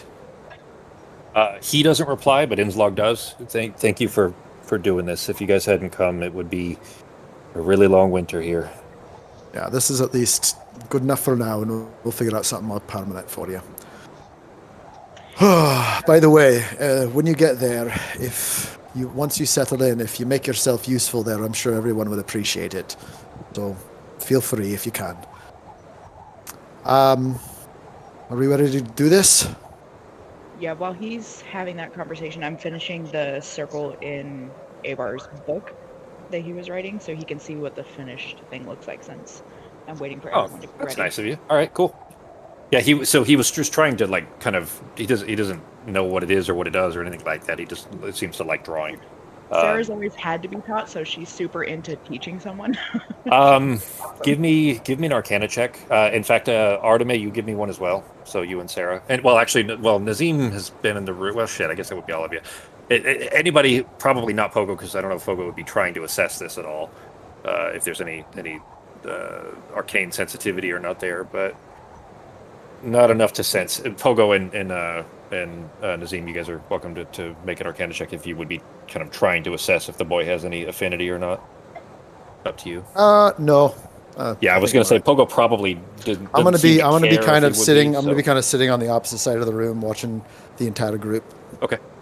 Nazim, he doesn't seem to have any immediate affinity to the rills that you're connected to, but if anything, the threads that you could see surrounding him would be of the Fenerathis, the kind of nature realms, if anything. Whether he'd be capable or not, you don't know. It would take training either way. And even yours came from alternate sources as well. So, but the circle is finished though, and you are, able to begin casting whenever you're ready. So that the circle's ready, and you can tell that it's being infused remotely by Ozzy. So up to you. All right, everybody ready? Both of the women nod. Halder kind of gives a very curt nod. He's not looking. He's not paying any attention to anybody. He's just basically staring at the head, which is still covered in blankets. All right, when this thing goes up, you guys have what did we say, 15 seconds? 15 seconds. Yeah, they're You guys about. have 15 seconds to run through. So make sure you're ready. You have everything you need. They nod. All right, let's go. And while she's casting the spell, I cast suggestion on the boy Okay. and tell him to step into the circle. Okay. Find his stats here real quick. Oh, I could have had his thing up there. I keep forgetting to use the new theater since it actually works better now. So happy somebody fixed that because that's really cool. Technically, I tell him to step into the circle and stay there. Stay there until you get to the other side. That's probably what I'd say. Okay. His is a +1. I have a token here. I have to select it. I'll just roll. DC Watch 17. him get a fucking 20 on a wisdom check. 18. 18. He has a charisma +1. Well, Oh, shit, all right. That's funny. You finish the incantation as Sarah nothing illuminates the fucking circle, and the boy immediately kind of shakes his head, squints his eyes, shakes his head, and then looks at you, puzzled and confused. And there's this scowl on his face because they immediately recognize, right? Don't they? This is the one that doesn't say that they do. Oh, okay. Yeah. If I did the other one, which is just friendship, It is this one still doesn't okay. seem to say it. It's still you still have to be gesturing in his within direction. 30 It's- feet, and I got to be verbal and Yeah, exactly. And so you still gesture in his direction, so he doesn't feel anything, but sees can tell squeezing you're a trying to cast snake's something tongue in between my fingers.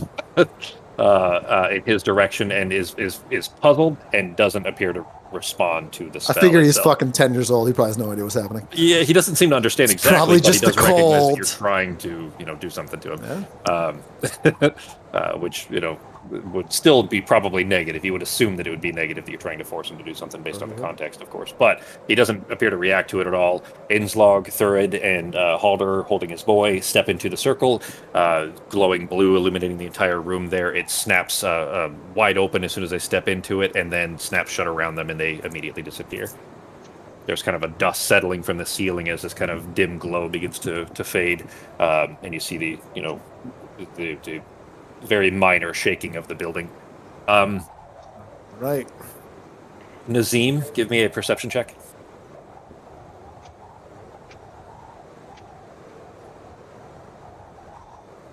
Hey! Well, I wasn't expecting to be that high.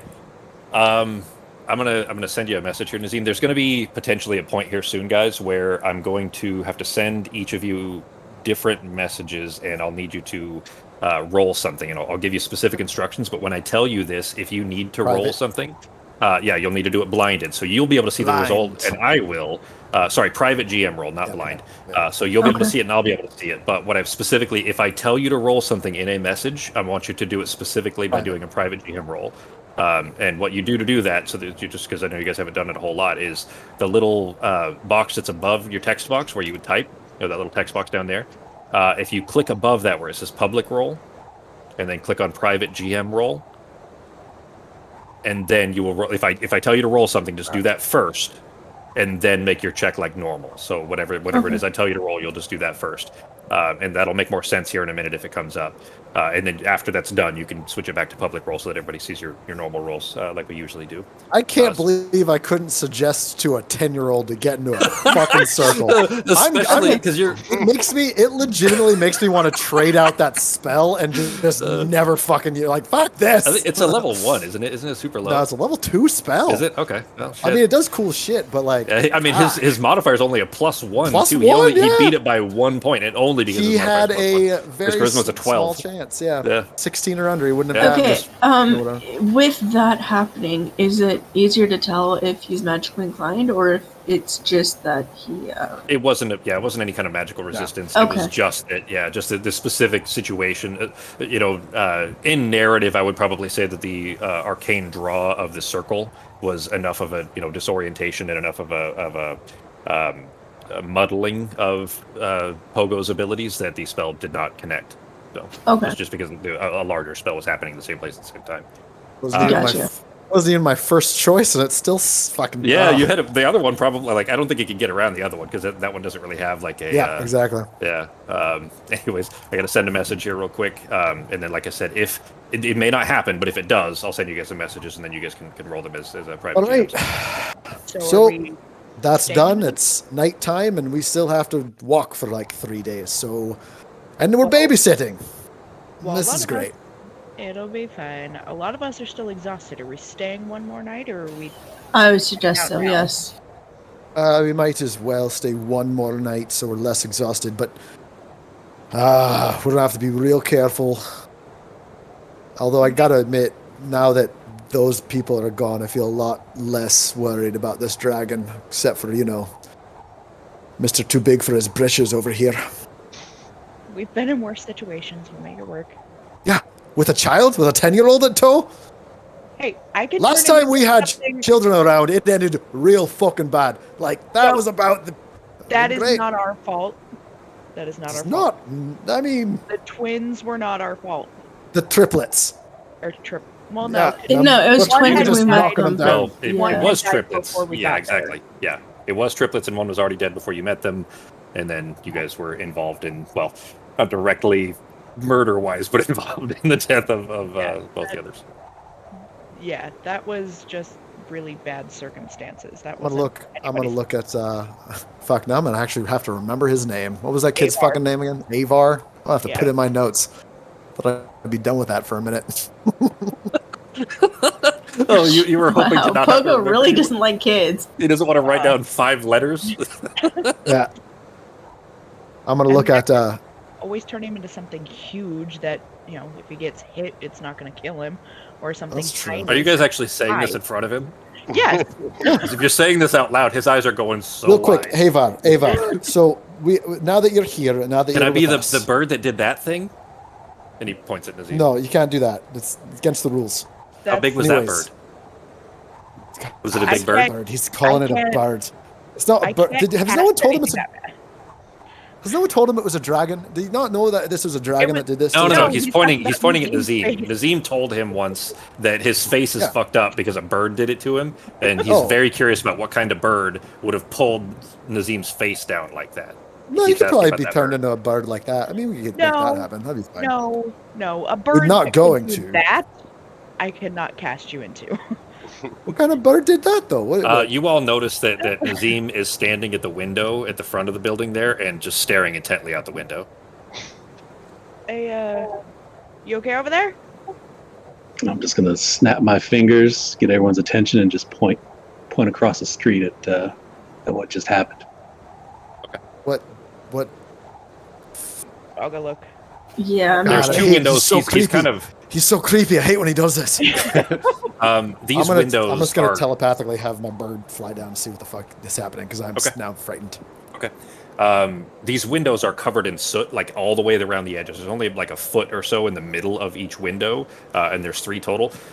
There's about a foot or so in the middle where it's it's still a dirty window, but clear enough to be able to see out of. And Nazim's head is firmly planted in one of them, of the 3, staring out across the street there at something. okay. So I'll go to one of the other windows and look out.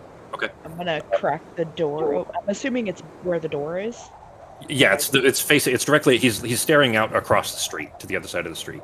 Yeah, I'm I'm gonna crack go- the door open and just. I'm gonna go by Avar. I was gonna say that it Ready my happened as crossbow. soon as that circle closed, and I just keep pointing out the window. Okay. What happened? Well, as you guys get to the window or opening the door and looking across the street, the other side of the street was badly damaged. It's not frozen solid, but it was the kind of collateral area where roofs had been caved in and so on. And this building, Arteme and Pogo, you floated down over this crushed building when you, because remember you levitated over when you came down to the smithy the Yep. first time, when Arteme got smacked in the face with that table leg. Mhm. So you guys walked in front of this building previously, and the roof had been caved in, and it was clearly, cold and dead like the rest of this town. But Nazim right now is staring at and kind of directing you guys to notice this, that instead of a caved-in and lifeless building, it is a perfectly intact cottage on the other side of the street. A small cottage, 2-story, 1.5-story, let's say.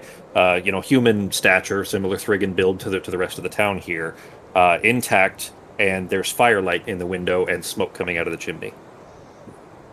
The rest of the buildings surrounding it are still destroyed. Everything else is still smashed up and dead, just as it was. But this one building, although you had definitely previously seen it completely caved in and a ruin, is now apparently occupied. You're not seeing shadows inside or anything, but there is firelight in the window. I'm gonna send Noctua over to kind of perch on the windowsill and peek inside. Okay. I'm looking through her eyes. I'm gonna do the I'm same just- with Sai. I'm just going to put myself in between the wall and Avar with my crossbow readied. Like in front of Avar? Yeah, he's Wow. a kid. He's 10 years old. I just wanted him out of here. Yeah, I don't but I want him mean, fucking this whole die. time you haven't. Okay, all right, but let's be fair. You could understand why I would assume that My you just wanted to die frustration based on is your out entire of action. my frustration was all out of concern for the child. Sure, not because you'd have to write down the word Avar in your notes. I've got to remember another name. Yep. Noctua kind of flapping her way down over there, Sai kind of approaching. Both of them having keen senses. This would be below their passives. There is the smell of like meat cooking, like good meat cooking, coming from the smoke coming from the building there. Pietro, even flying down, can see the smoke coming out of the chimney there. Again, a small What do your kind of a eyes cozy see, little. Pietro? What do your Tell me in my specialized brain. see? In my brain, what do you see?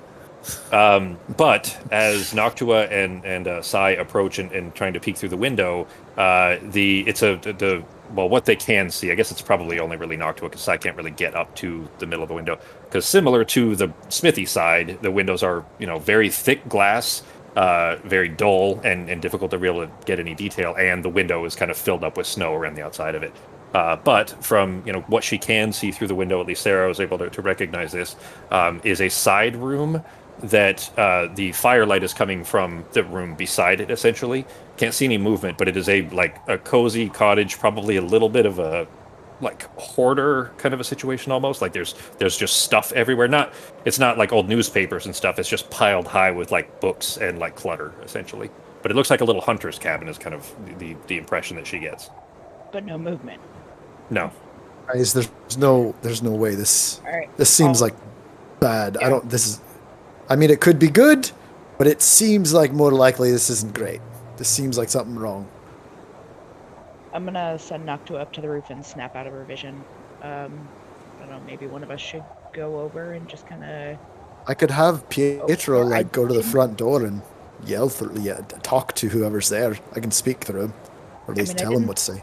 see movement, and it's kind of weird that the house is just all of a sudden perfect, but Yeah. So let me clarify. So no no movement as in people or anything, but the fire is clearly flickering. There's the fire is flickering in the other room.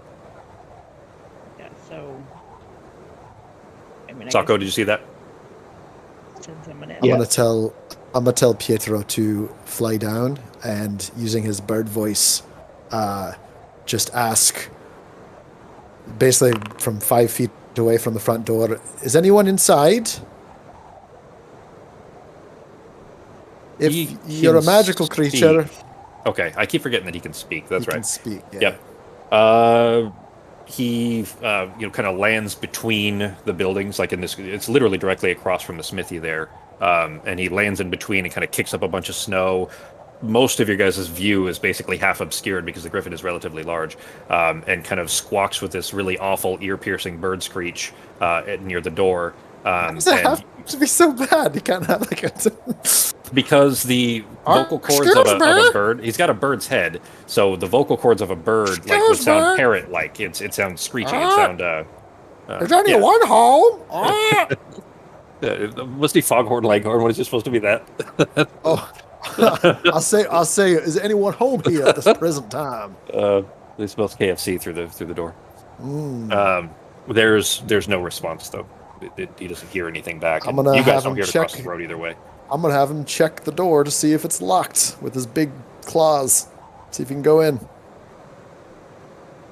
One sec here. And he's gonna be alert, and I'm gonna have him just tell me what he sees. Hope it's good stuff. Okay. What if it's a boat? It could even be a boat. He kind of steps awkwardly up towards the door and is trying to grab a claw around the doorknob and trying to turn it and can't get his claws around the doorknob. He's got bird claws. He doesn't have hands. Peck at it. Peck at the door. All right. He pecks at the door. No response. All right. He's gonna have to attack the door. I'm just walking over at this point. Okay. Where's my not even broom? Just gonna walk. Where's my character sheet of him? Nope, I'm walking. Okay. Roll attack roll. The cabin. Sarah, as you're approaching, here. What was that? Sako, go ahead. This cabin's protected by some type of magic here. A very specific kind too that you recognize. Pietro tries to peck at the door and immediately flings his head back in pain, and you hear him shriek. Oh, Pietro! Nah. Artemis, Sarah, as you're approaching here, it looks, the same as you expected. It's a small kind of human-style, hunting cottage. The kind of warm pulses of light through the window there that you can see. It's sure, the wispy smoke came out that's kind of being immediately, drifted off by the freezing wind. I saw Pietro react that way when he. You did. Yeah, you were halfway through. I've got a thing real quick. So 1 second. All right, Ava, listen. Ready? Make sure that bow is ready, because this is something magical across the street, and sometimes it's good, and sometimes it's bad. And make sure you have your bow ready in case we need to hunt a house. I know it sounds stupid, and I know you're 10 years old, but yeah, that can happen. He doesn't look scared, but he sets his jaw real tight, and he kind of nods at you respectfully. I should probably ask you that. You've never seen that before, right? What? No, I'm talking to the kid. Ava, you've never seen that before, right? A house just appeared out of nowhere like that. He kind of frowns and shakes his head. All right, yeah, then keep that bow at the ready. Fucking babysitting a child across the street from a magical house. Both of those. Heart and bird. You're still inside, Mogo? Yeah, I'm still inside. Okay. I'm guessing the front door is open. I can probably, where I'm at, I can probably kind of see what's going on, but not much. Yep. If I try something on the house, if possible. You do whatever you want. Is there a way I If can it gets cast any- spell magic on the house, or at least the entryway? What are you casting? Yeah, you have dispel magic, you said? Dispel magic on the entryway so we can get in. Sure, go ahead. Go ahead and mark off the spell and click it. Let me see it real quick. I'm pretty sure, that this should be fine. But let me see this spell. Has anyone ever had a house just appear next to them? I'm saying that for everyone, loud enough for everyone to I hear. hate it. I don't think it's showing up though. Click to the left of the text, Sako, where when you mouse over it, it should turn into a little die, like a D20. Yeah, I'm clicking that D20 like 100 times here. Okay, that's fine. Let me grab it for you real quick. Oh, something just popped up. I'm going to. Oh, that's vicious mockery. Okay. I'm going to yell at the house and say. I've got it. I can send it over to you. The house as a general thing. I'm just going to yell at the house and say, "Your mother was an apartment building." See if anything happens. Nothing happens. The All house right. doesn't respond. All right, Nazim. Let's see. It does cover objects, yeah. Okay. Nazim, you cast it in that direction, and you see the. Oh, you know what? Actually, here.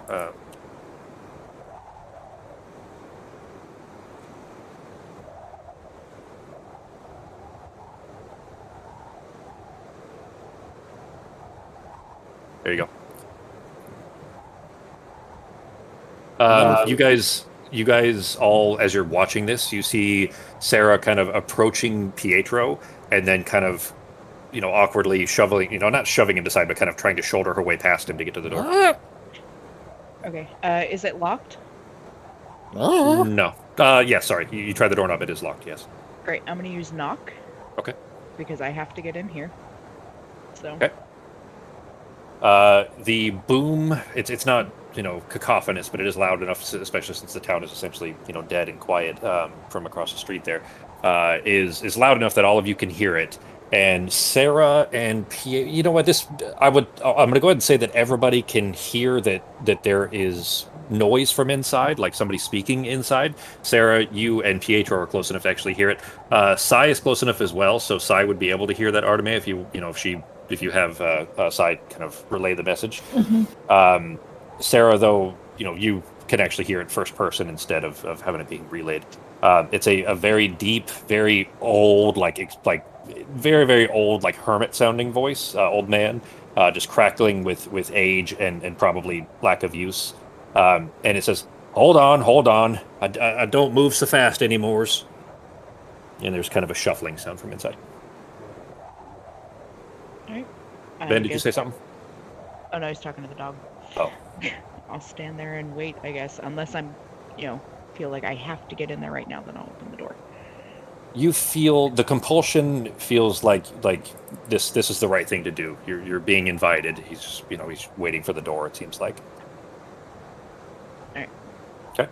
Then a good 30 seconds or so go by. Is anybody else, like, you've seen Sarah do this? You heard talking from inside. Anybody else doing anything during this 30 seconds? I'm just going to approach the door. Okay. I'm gonna approach the door and ready an arrow. Okay. Last time I approached the door, I tried to get knocked the fuck out. So I'll hang back. I'm gonna move with Avar, keep him close to me, so we can at least watch the rest of the group maybe through the door. Oh, for me, I'm just gonna be in the doorway of the smithy, aiming an arrow at the other building. Pogo, as soon as you step out through the door. Oh, I'm not going through the door. I mean, I'm staying like in the. You're building. Staying inside the smithy still. I'm trying to keep Avar behind me. Okay. All right. Never mind then. Is anybody stepping outside? No. Besides those other two. And Pietro. So just Nazim and Sarah so far? Norak, you staying inside the smithy as well? Yeah, I'm still inside. Would be good. Okay. All right. Then you see Nazim floating across the snowy distance between the door, between the buildings there, approaching the other door. Nazim, between the size of Pietro and Nazim having his back, to you guys and kind of floating to it. Obviously, Nazim's not huge or anything, but it is across the street. So you guys don't see the door open, but Nazim and Sarah do. So this description is just what Nazim and Sarah are seeing for the moment. Again, Arteme, you could get some of this information from Sai, who is closer. The door, very slow, that you guys watch, Sarah, at least you can see the doorknob very slowly rotating, and the door kind of slowly creaks open, like it hasn't been opened in forever, and the snow kind of falls off of the top of the door jamb, just from the vibration. This looks like it's been here and snowed on for some time, although it hasn't been. But the door kind of cracks open about a foot or so. Sarah, you are immediately just surrounded by this kind of rushing bloom of warmth from inside the cottage here. And then you see an ancient man's face, all crags and pocks, not a single stitch of skin that isn't wrinkled. Eyes are roomy, and the irises are cataracted to, like milky color. Teeth are like petrified wood. This just ancient frame is just hunched over so far that his head is only slightly above yours, Sarah. Like, he's human, and if he was able to stand up, he'd be quite a bit taller, but he's only slightly, head's only a little bit above yours, because he's hunched over so far. But clearly, would be probably taller than average you'd expect. Draped over this kind of extremely just aged and looks too old to be natural kind of a frame is this pale yellow robe that's covered in these like irregular holes of in various stains, like moth-eaten in many places, things like that. And he looks at you, and Nazim, you kind of approach up behind Sarah at this time, Give me a wisdom save for Pietro, Justin. Oh, I'm not prepared for that one. Hold on. It's just for proximity. Yeah. Beep bop ba doo. Save and throw. Normal. Yeah, good job, Pietro. Fucking idiot. Pietro, you sense how afraid he is, that he's scared, and he starts to kind of back away from the door. He doesn't turn around; he just backs away from it like a cat backing up, almost. How they kind of raise their haunches and back up until he's kind of in the middle of the road. But doing so does kind of give you guys a little bit of view of it now that Pietro's a little bit out of the way. But the old man, to first, he's kind of looking at Sarah, and then he looks up and sees Nazim approaching, and there's just the subtlest amount of a smile there. It's visible enough to the both of you, but a subtle smile there. And to Nazim, he says, "Back so soon, are ya? Have you found the flaxen sign then?" I guess we have some questions at this point. Mind if we come in? You see him kind of look over his shoulder a little bit, like he's, thinking for a moment. And he turns back to you, kind of lifts his head slightly. He can't tilt his head up, so he kind of turns it to the side and then up a little bit, if that makes sense, up towards you. And you can hear this kind of audible creak coming from his neck. And he sniffs the air a little bit. He says, "You're not who I thought you was. My eyes ain't so good anymore." Did he say flaxen sign? Yes. Okay. I just want to make sure I read that right. Yeah. That's flaxen. good, because that sounds like a word that I definitely know what it means. It means yellow. Flaxen's well, it means blonde technically, but it's a yellow color. Sounds like some, like, okay. Sounds like the what? Yellow color, all right. Flaxen. Well, like We'll you've name heard my the word first kid flaxen hair Flaxen. before. Like you've heard flaxen haired before, right? That's it's an old true. word meaning blonde. So, anyways, he asks about the flaxen sign, but he says, "Then what is it you ask of old Santhus? A place by my fire, out of the cold, I wager?" We're just kind of wondering what you're doing here in this frozen city. You popped up out of nowhere. There's a little bit of a scowl, and he doesn't respond to what you said, but looks back up to Nazim and kind of gives a dismissive kind of waving gesture.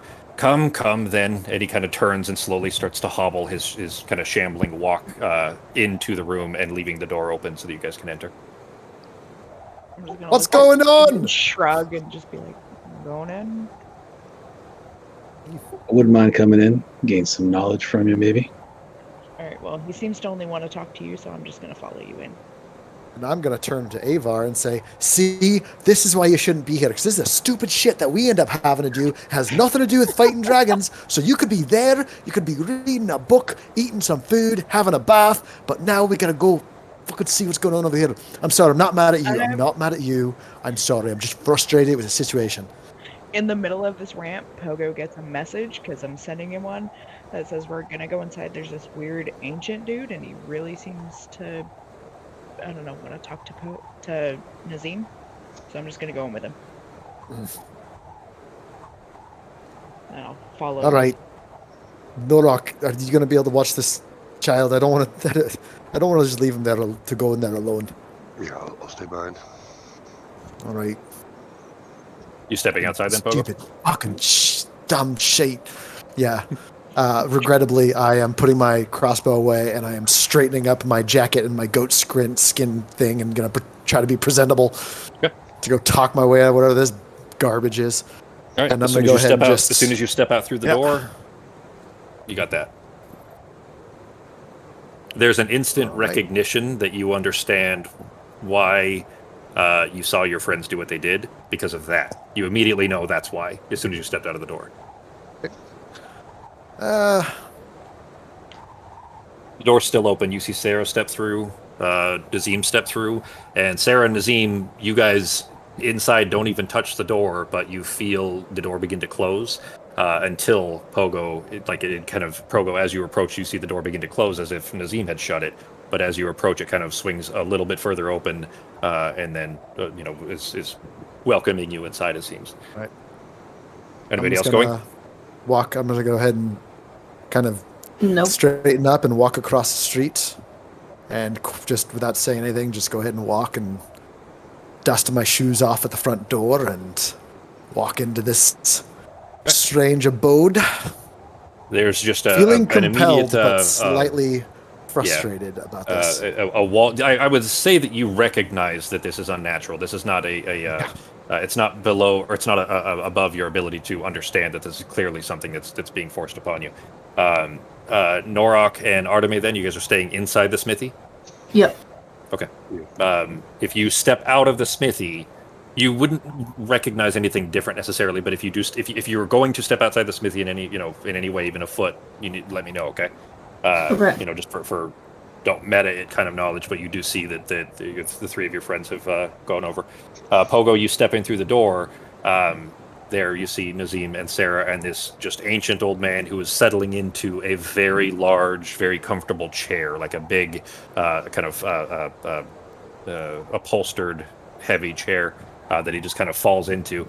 And Pogo, as soon as you're through the door, it just slowly begins to shut behind you. You don't touch it; it just closes on its own until it's snaps shut. So okay. I was gonna say, is there a way to put something in between the door and the outside, or is it gonna pretty much shut no matter what? Like something to block it? I mean, you could try. You just see it. It's not slamming shut, and it doesn't look like it's locking. I guess in any way, it just looks like it's just closing. It looks the same as like a little is it hydraulic pneumatic pumps that are above the door, the auto door closer. Can I just kind of try to toss my water, like drop my water skin a little bit and just kind of kick it in that little area to the door just to keep it from closing? Yeah. You drop it in there. The door closes to the point that it's kind of pinning that against the side, and you see the old man kind of try to awkwardly turn his head in your direction. You're letting the heat out. Do you mind? Old Santhus has to chop wood. You could see these old bones don't do that so easy these days. Do I feel like he's telling the truth, or do I feel like he's just trying to get the fucking door closed? Give me an insight check. Oh boy. Did he just call himself Old Santhus? Santhus. Sounds familiar. But there you go. There you go, Justin. There's another word for you to write down. Santus. It doesn't seem like it doesn't seem like this is a trap. If that's what you're thinking, it seems genuine. Not concerned necessarily for the heat. That part he's clearly lying about. But just that it's rude to leave his door open is essentially what he's the impression you get. Does his name sound familiar? I'm gonna leave it in there. All right. Like, all right. Listen, it's fine. It's a little too hot in here for my liking, anyways. If you don't mind. The name does not sound familiar at all. Good to get some fresh air in your old age, It's good for you. Keeps you spry. Yeah, and he kind of waves his hand dismissively. I don't need any fresh air. So, Mr. So I know the Gleeman and the Neothalid. He can't turn his head towards you guys. His chair is facing the fire. The fire's like directly across from the door, and he can't like turn to look at you guys because he's sitting in the chair and he's just too old and like craned over and broken. So he can't. He's like awkwardly trying to look at you guys. Do you mind coming close to the fire so that we can have our discussion, whatever it is you wanted here of old Santhus? I can't turn so good some more. Sure. I'll walk closer to him and just kind of in casual conversation mention a heck of a lot has happened here recently. How have you fared so well? It has. It's by the grace of our master. Yours and mine. And yours, I think. And he kind of squids at Pogo. I'm sorry. Do I know you? Do you know... Who are you? I'm old Santhus. I mean, appreciate the curt and brevity, but can you tell me why you're here and why this house just appeared? I gotta admit, it's a bit strange, and we're all on a bit edge, if you understand our circumstances. Well, first, we should be well met at least. I know you, Gleeman. I know you, Neothalid, and he looks at Nazim. Who are you, miss? Approaching my door. While he's asking that, is there anything is there anything shiny around this house? Anything shiny around? You trying to rob the old man? It doesn't seem like he can. Like I feel like Yeah, I you must can't fight get back, right? Shit. Just Give wondering- me an investigation check for Pogo. And he was asking who so he said Gleeman, obviously he's referring to Pogo. He says Neothalid, which is a word that Nazim has probably told you at some point, but you guys probably heard that from Olowin as well. It's somebody who has one of the tadpoles in the brain. Somebody who's mid ceramorphosis, like Nazim is. And then he asks who you are, Sarah, and who you knocked so rudely at my door. Seraphina Tea Leaf. And I also want to run an insight check because it was weird that he mentioned that they all three have the same lord or whatever it is that he said. And I know that Nazim and Pogo have different rills of magic. So Go ahead and make your insight check. oh fucking And you already used it too. oh no, it re-rolls a 1, so Yeah, it Oh, rerolls out okay. of- It was a halfling reroll. Okay. Yeah. I have 1 left, but Yeah, you're not definitely use it.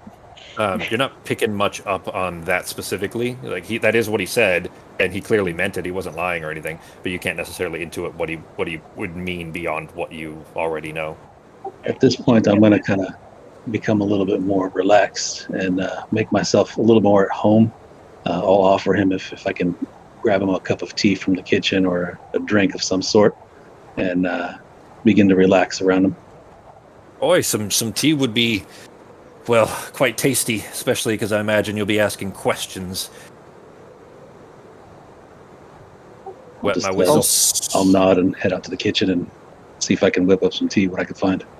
I'll skip that tea if you don't mind. None Well, for at me. least have a seat then, Gleeman. And he kind of gestures to the chair across from him. There's 2 chairs sitting across from him that are kind of arranged around the fire, essentially. I will walk up behind the chair, but not going to sit down. I'm going to kind of lean against it. Okay. Miss, Do you mind if I sit? please. All right. So I don't got to crane my neck so bad. I'll sit in the chair that Pogo's behind. Okay. And we got to split up. Well, I What if be he old. spits a bunch of cone breath at us? He kind of tries to awkwardly sit himself up and kind of straighten, like he's trying to stretch his back a little bit. Well, I be old Santhus. My home here is yours to share for the time being. So, what is it you seek old Santhus for? What are these questions you have? Well, to start off with, this house was pretty demolished, but all of a sudden you just popped up and the house is perfect. My house hasn't been demolished. Where I did you built come this nigh on 2-3 Where centuries did you ago. go? I lost count. from? Where did you come from, though? Because this house wasn't here a second ago. He gives an awkward movement that is probably supposed to be a shrug, but his spine probably isn't so strong. And he says, He's too weak to shrug. Oh, we well, could his shoulders are probably seized. I don't know, you know what I'm talking about. Like an old person would Yeah. probably struggle, like a person of this age, let's say. Yeah, you could tell that's what he's trying to do. He's just not, he can't really shrug all that well. And kind of awkwardly does so.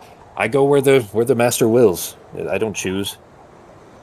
He dropped my house here. This is where I am. Apparently, he's got questions that he wanted answered for you all. So let's get to it. I've got to get some sleep. It's been a long day. What is the name of your master? If it's not too rude to ask. Well, the king, of course. And this? He looks kind of ominously at Pogo. I am watching every detail of his face. I'm not the king, by the way. If he didn't look at me for that. I'm all shook up. What? Nazim, the kitchen is covered in dust and cobwebs, but it's obvious that it's used, but probably somewhat sparingly, and most of it is covered in dust. You basically there's a very clear trail across the floor where let's say a very ancient old yellow robe might be dragging across the floor a little bit and kind of removing the dust, but that's it. Just this one path in and this one path out. And apart from that, there's a little basin that has some water in it, and then there's a jug. Not, the word isn't jug, but basically a pouring thing that has water in it. What do you? Okay. just start prepping it if I could find a fire or whatever. See if I could make some tea out of something I could find. There isn't one in there, but you did see a kettle over the fire in the main room where everybody else is. Put on a pot then. All right, then you grab the jug of water and take it back in. There's a little thing beside the basin with little cloth, like not cloth, vellum. I think it's vellum, isn't it? Packets that are probably some sort of tea, and take it back into the main room. And when you come back in, and he can hear you, he kind of turns his head slightly to tell, to kind of obviously recognize that you're approaching. He says, "Neothalid, have you any news to share and trade for these questions of yours? News of our king, mayhaps?" Who is At this time, my memory is a little bit hazy. We're still searching for the flaxen sign. I see. all right? Who's the king? Does the king go by another name? Has he ever gone by another name, or they? Don't want to gender. Misidentified. In case it's a female king. Could be a female king. These days, yeah. He gives that kind of awkward shrug again. He says, "We don't know. We don't speak in names of beings such as he. The king in yellow, that's... You know who we speak of." And he kind of squints a little bit at Pogo. "Do you not know who we speak of?" Was the guy that talked to me, was he wearing yellow?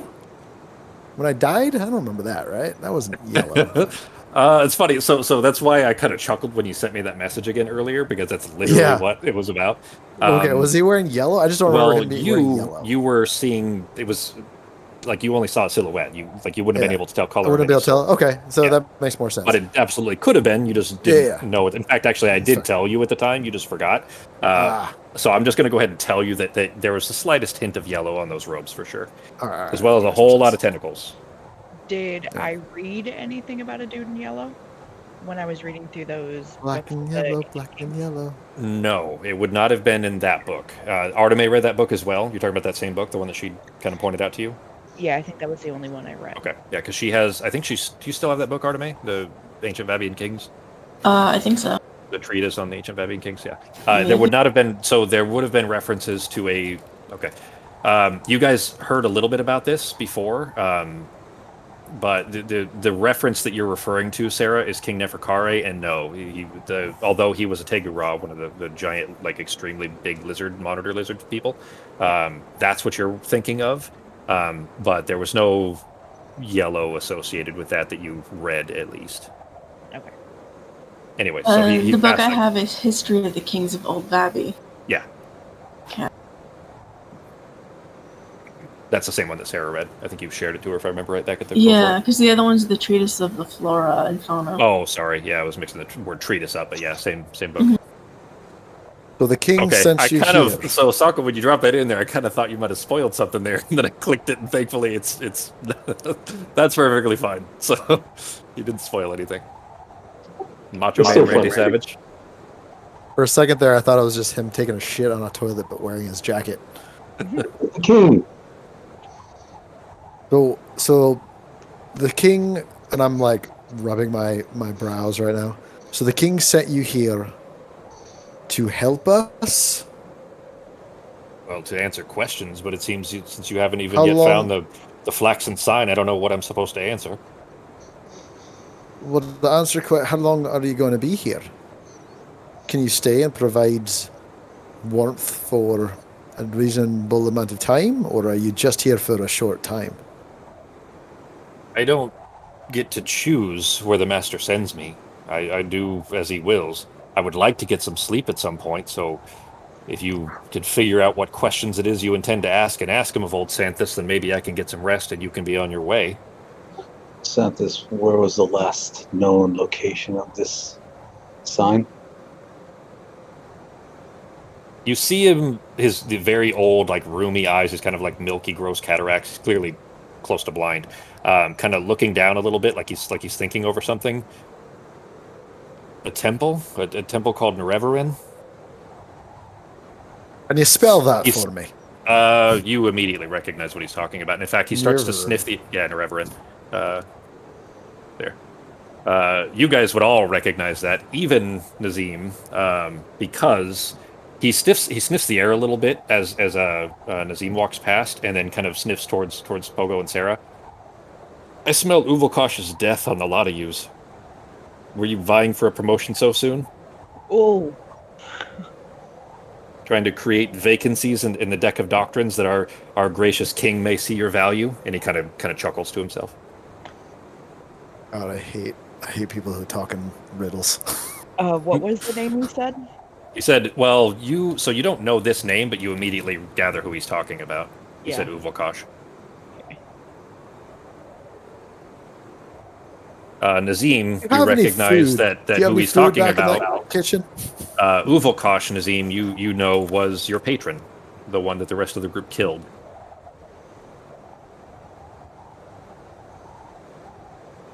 Nazim, you did not see any food in the kitchen. What food there was in there is probably long since molded over and decayed. The world is quite a crazy place at the moment, I suppose. He chuckles again. He says, "It's no matter. The master is not concerned with the death of such as Uvalkosh, anyways. Just as Odim prior, Uvalkosh opened the way before you killed him. We all serve our purpose, don't we? Aye." Any And with weird the door reaction open, his was from served, and he Nazim? kind of chuckles. Any weird reaction from Nazim when that last sentence went through? Because I'm pretty sure he didn't know about that. Nazim. So you, Nazim, I'm going to look at you immediately Yeah, after up to that you how guy you wanna says that old respond to that. sentence. I'll just kind of stare blankly for a moment. With the huge, smiling at the wall, hovering, dripping for some reason. He's always moist. How's that tea? You kind of hand him the cup of still steaming water. He brings it to his lips. You're probably the only one, because you're the angle that you'd be at with Pogo and Sarah on the other side. They wouldn't necessarily be able to see this. He brings it to his lips and tips it up, but he clearly doesn't drink any. He's not miming it, like it's just the level of liquid in the cup didn't go down, despite him looking like he took a drink, if that makes sense. He's not pretending to not drink, is what I'm saying. He does. It looked like he did, but nothing changed in the cup when he set it back down. So it sounds like we need to pay a visit to Never soon, but we're kind of tied up in this whole frozen dragon mountain trek thing. Is there anything that perhaps you can do to assist us to speed our journeys? I think you might only be here to answer questions, not necessarily. It's no help concern of us in mine. any ways. If the master wants to send you that direction, so be it. It's not up to me. I have a care less question what for you guys choose to do. I have What a is it, question Gleeman? for you. Does the name Carcosa mean anything to you? There is a very instant and like everybody sees this, a wide grin crosses his features. This is the only time you've seen him grin in such a way, like a smile. Indeed, it does. You Where may can I yet find the find flax that and sign person? Gleeman. Can you tell me who that person is? Carcosa's no person. Carcosa's a place. That is where our king rests. That's why it's not returning my letters. You're just mailing a city with your letters over and over again. Dear Carcosa, I'm I had a sending great letters to time San this Francisco. summer. All right. Well, I feel like we're starting to cook with a little bit of fire now. Where is Carcosa? On our plane of existence? Aye. For now, it's midst the salt and shadow, with the wonderful silhouette of our people pouring through. Who are your people? Our people. Yours and mine, and the Neothalid. Not you, miss. No offense. And I'm taken. I'm good with my magic. If I were to say, choose a direction of where to go, or a nearest cross street, or perhaps nearest town, or the name of a tavern around that place, would it have a name that I could find on a map that was made by the hands of man? You wouldn't find it near towns. If you were to pick a direction, it would be down. Maybe through some sort of underdark. Hmm. Through. Can I run a history check and see if I've heard the name of that place? This is what he said, by the way. That's what stood out to you, is amidst the salted shadow. Go ahead, Sarah. Hey, I actually wrote that down. Ugh. You already wrote it down before, or just now? I wrote midst the salt and shadow. So Nice. I actually had that written down. Yeah. Yeah. I can't always tell. I don't know what it especially means. Well, that's it. It's like I can't always tell if I kind of put enough emphasis on things that are important or not. Mm-hmm. But the thing is, if I put it in notes, then you guys know it's important, and that kind of cheats a little bit. You know what I mean? So I'm never sure whether I should just put it. So I like that. I appreciate that. It means I actually did my job. Yeah, good job, buddy. There are, I wouldn't say uncommon references to Carcosa. It is something that is nestled pretty deeply in layers and layers and layers of mythology. Sarah, having been, spoiled enough as a kid to have just tons and tons and tons of books, had a lot of time to read, being noble, and probably has seen the reference more than once, but very little about it. And on top of that is the references are almost always confused, so they're not different, contradicting references to it, about its location, about what it is, why it exists, etc. It's a living city is usually the reference. All right, she's gonna keep it in the back of her mind to ask Hornzantilus about it. Okay. Do me a favor. I think this. I'm like 90% sure that this was before Nazim joined the group. In fact, I know it is because it was on the way down to where you fought the warrior. You remember in the house above, where you guys were fighting the hags, where you got those Marathosian knitting needles, Justin? Got him. The Marathosians, when you guys were having those visions of being at the bottom of the ocean, you remember that? The red-skinned aquatic people at the bottom of the ocean and their city down there? Fun story. I never got to that. That wasn't a thing for me. Yeah, I think it was Norok and... It was like everyone else or something. Yeah. I think it was just Norok. Oh, okay. So Pogo didn't... You mean, Justin, you were you were playing, but you didn't get that vision? Gotcha, Nope. Okay. Yeah, I remember Norok. I avoided that did red shit or whatever it was. Yeah, exactly. Yeah, you guys were trying to not step on the corally stuff. So anyway, what he's describing amidst the salted shadow, go down. You guys are kind of intuiting that this is basically, he says that it's not near any other cities and so on. But the visions that those of you that did see those saw a lot of tentacle monster shit in the waves. Remember, there was a wall of waves that surrounded it, and that's what he's describing. That sounds very much like the bits of Carcosa that you did read about, Sarah, are the things that you guys saw in the visions surrounding the Marathosians. So your question's answered then? If not, Not quite. Not quite. Let's get this going. Tell me. Out with it. Tell me how, if we wanted to go to Carcosa, how do we get there? Plug your nose and kick your feet. Super such a helpful. such a splendor the thinny must be. It'd be worth the effort. He says this. He says the thinny. He says it as if it's nothing, as if you guys should know what it is. But he says the thinny. Yeah.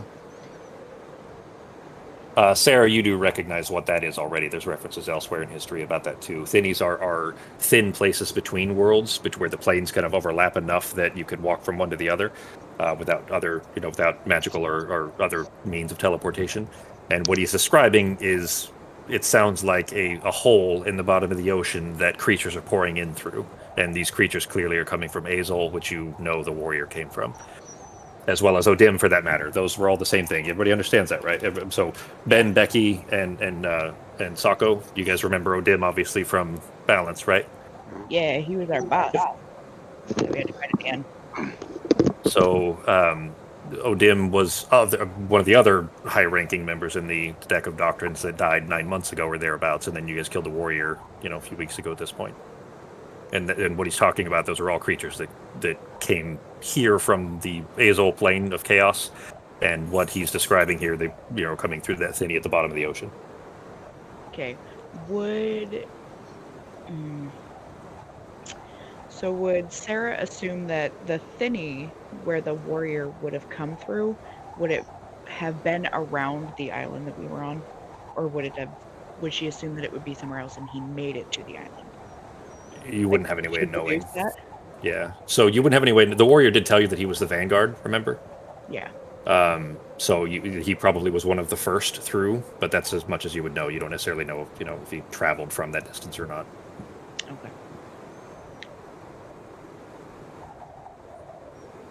Gleeman, Neothalid. The I'm king have a clearly plan. quite comfortable and acting quite strangely normal in this house. I'll just calmly ask. Ask him, Santhos, is there anything, any wisdom or knowledge you wish to share with me? We've traveled and gone through quite a bit. Just wondering if there's anything that you could assist with. The grin fades, the grin of Pogo asking about Carcosa.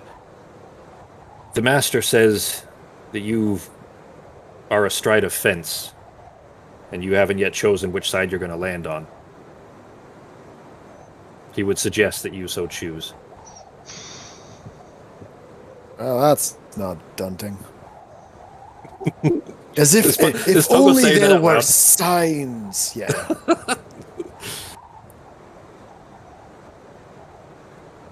Better choose that But right I'm side of the not- fence, that big I guy. understand and thank him.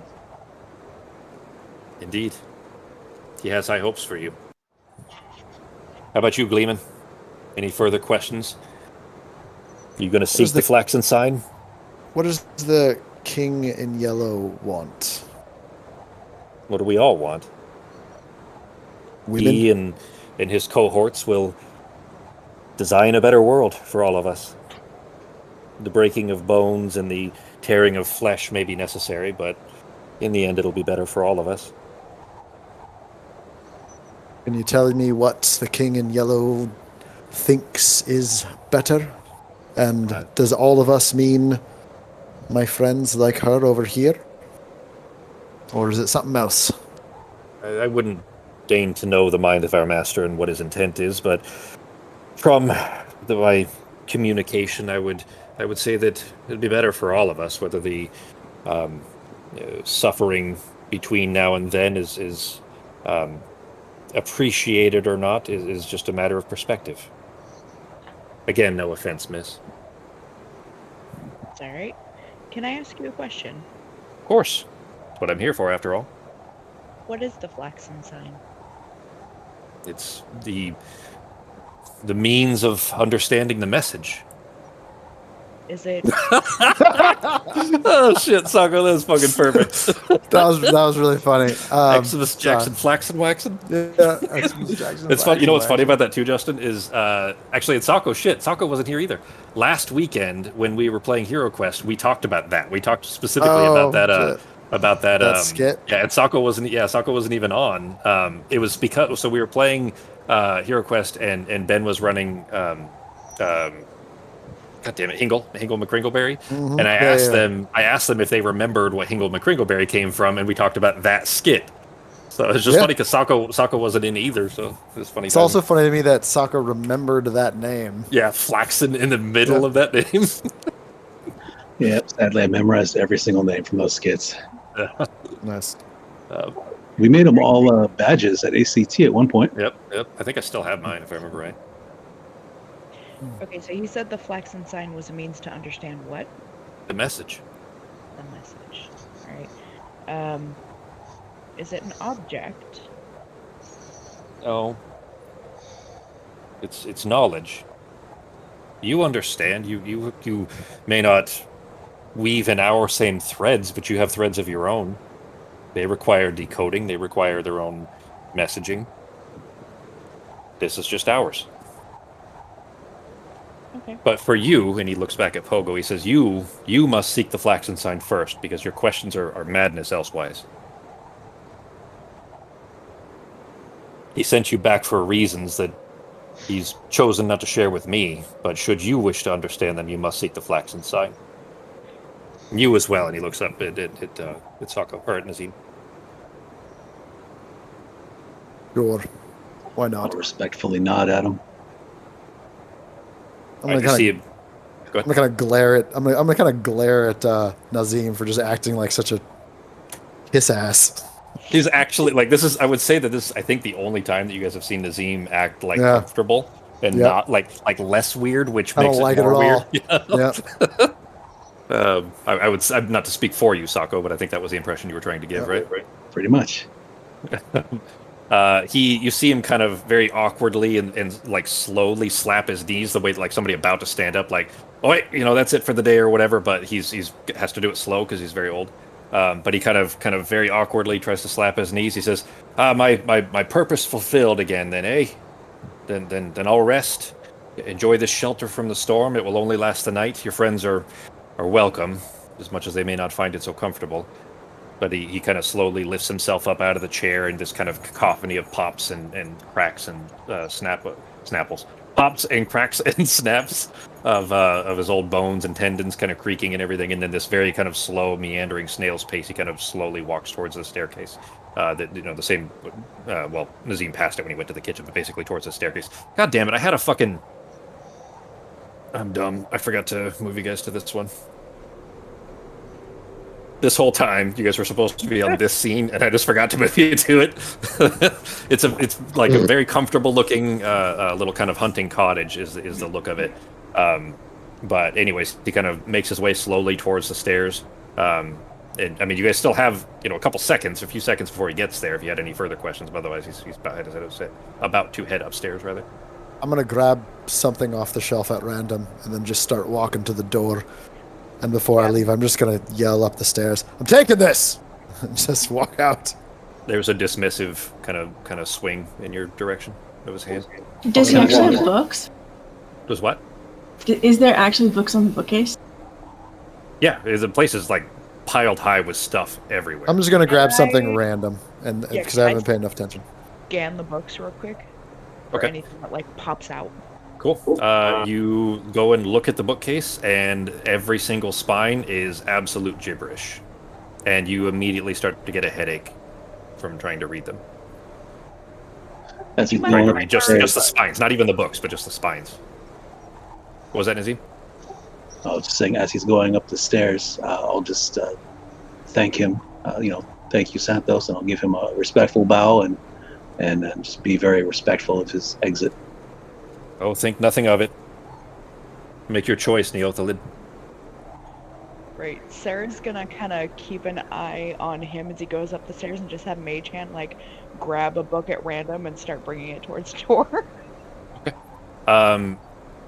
Pogo, as you approach the door with the object that you were holding, there's still like a cold breeze kind of coming in from the door that was just being, belted back by the heat of the door since you kind of left the door cracked.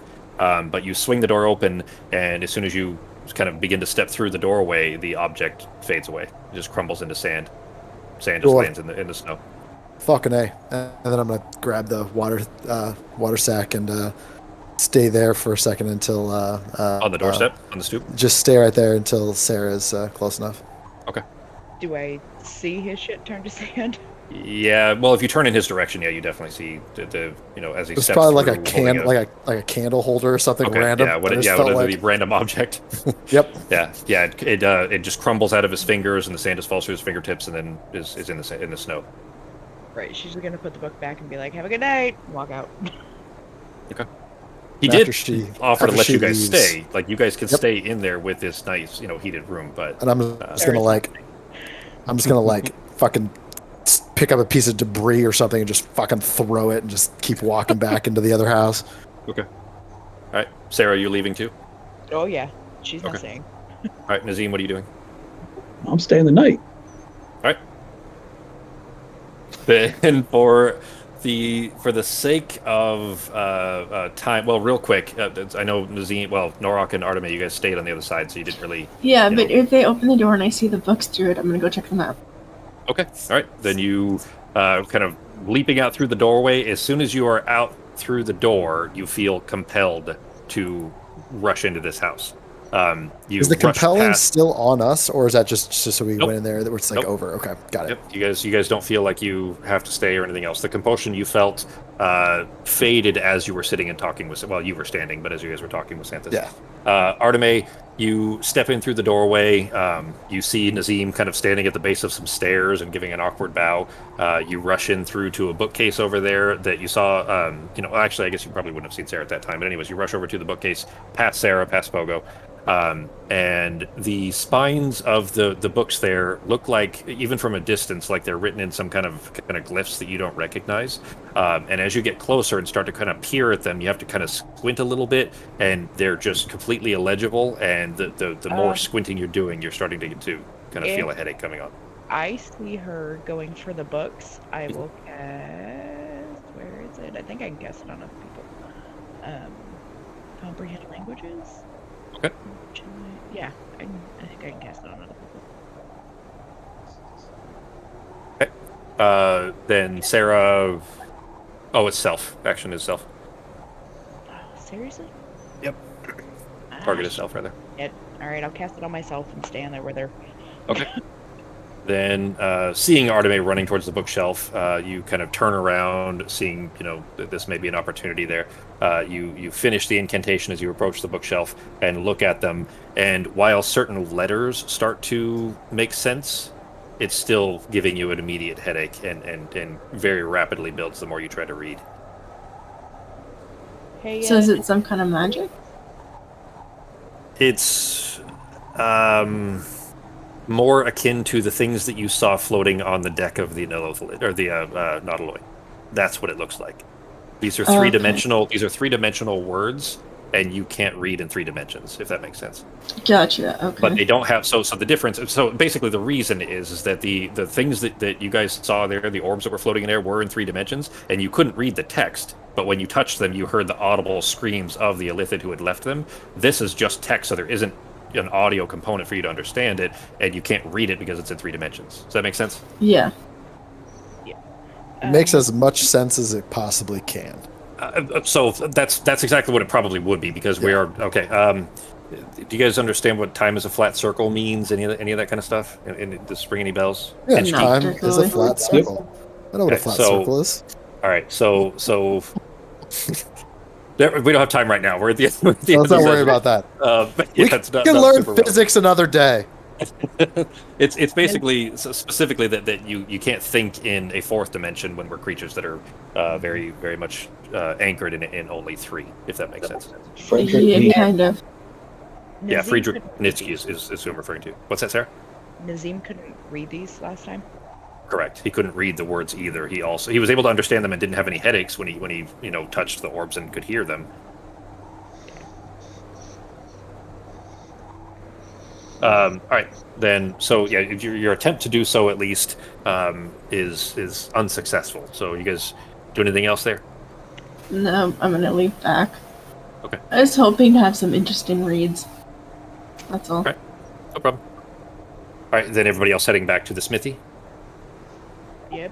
I'm just gonna look back before we I'm leave. probably just gonna hang out. So Nazim, as Sarah and Arteme leave, the door closes behind them. It just do the kind of natural closing that it was doing. Pogo, you did take your water skin with you, I assume, right? Yep. Yeah, pick that up. All right. Then, with the door no longer obstructed, the door closes, and the moment the door shuts, the fire goes out, and the room is dark. And it's not cold. There's still heat in the room. The fire just goes out. It's not freezing. It still feels like a warm cottage and everything, but it is a little bit dark. You can see just fine. But you do notice all of a sudden, now that it's dark, there is a vaguely illuminated glow coming from under the rug, like the floor rug, where in front of the fire. The layout of the picture there doesn't exactly cover it. This is just the closest image I could find that looked like a cozy cottage. But there's kind of this kind of half covered rug that's covering the floor a little bit. That there's something glowing underneath the rug. Absolutely. I'm gonna check out that rug, see what's going on. Okay. You Does it match pull... the drapes? You pull the rug away, and you just lift it up enough to be able to see beneath it. And written in Vindian, which is essentially like a common language that most folks know, in this kind of glowing splattering. I would say blood, but it's not. It's clearly not. It's just whatever this kind of glow in the dark, paint essentially is painted across the floor that was not glowing while the fire was on.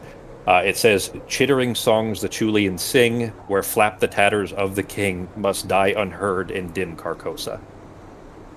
Is that Wu-Tang Clan? That's what it says across the floor there under the, Does this let us copy paste out of here yet? Does it? I think so. Yeah, you should be able to. At least I can select the text, so you should be able to. You could highlight. select it and then Control C and whatever Yeah. shortcuts, Yeah. but you can't actually left click and copy. Yeah, it does. So Yeah, okay, you should be able to. Control Yeah, C's and hotkey paste. should still work. Yeah. I was curious about that. I feel like if there's some add-on or update that does it, because in my old version it didn't do it. That's why I was curious. It might be the 8.9 Yeah, or one of the 8 series of updates or something. So, anyways, we're a little bit over, so we'll go ahead and call it there. That will be okay. So we're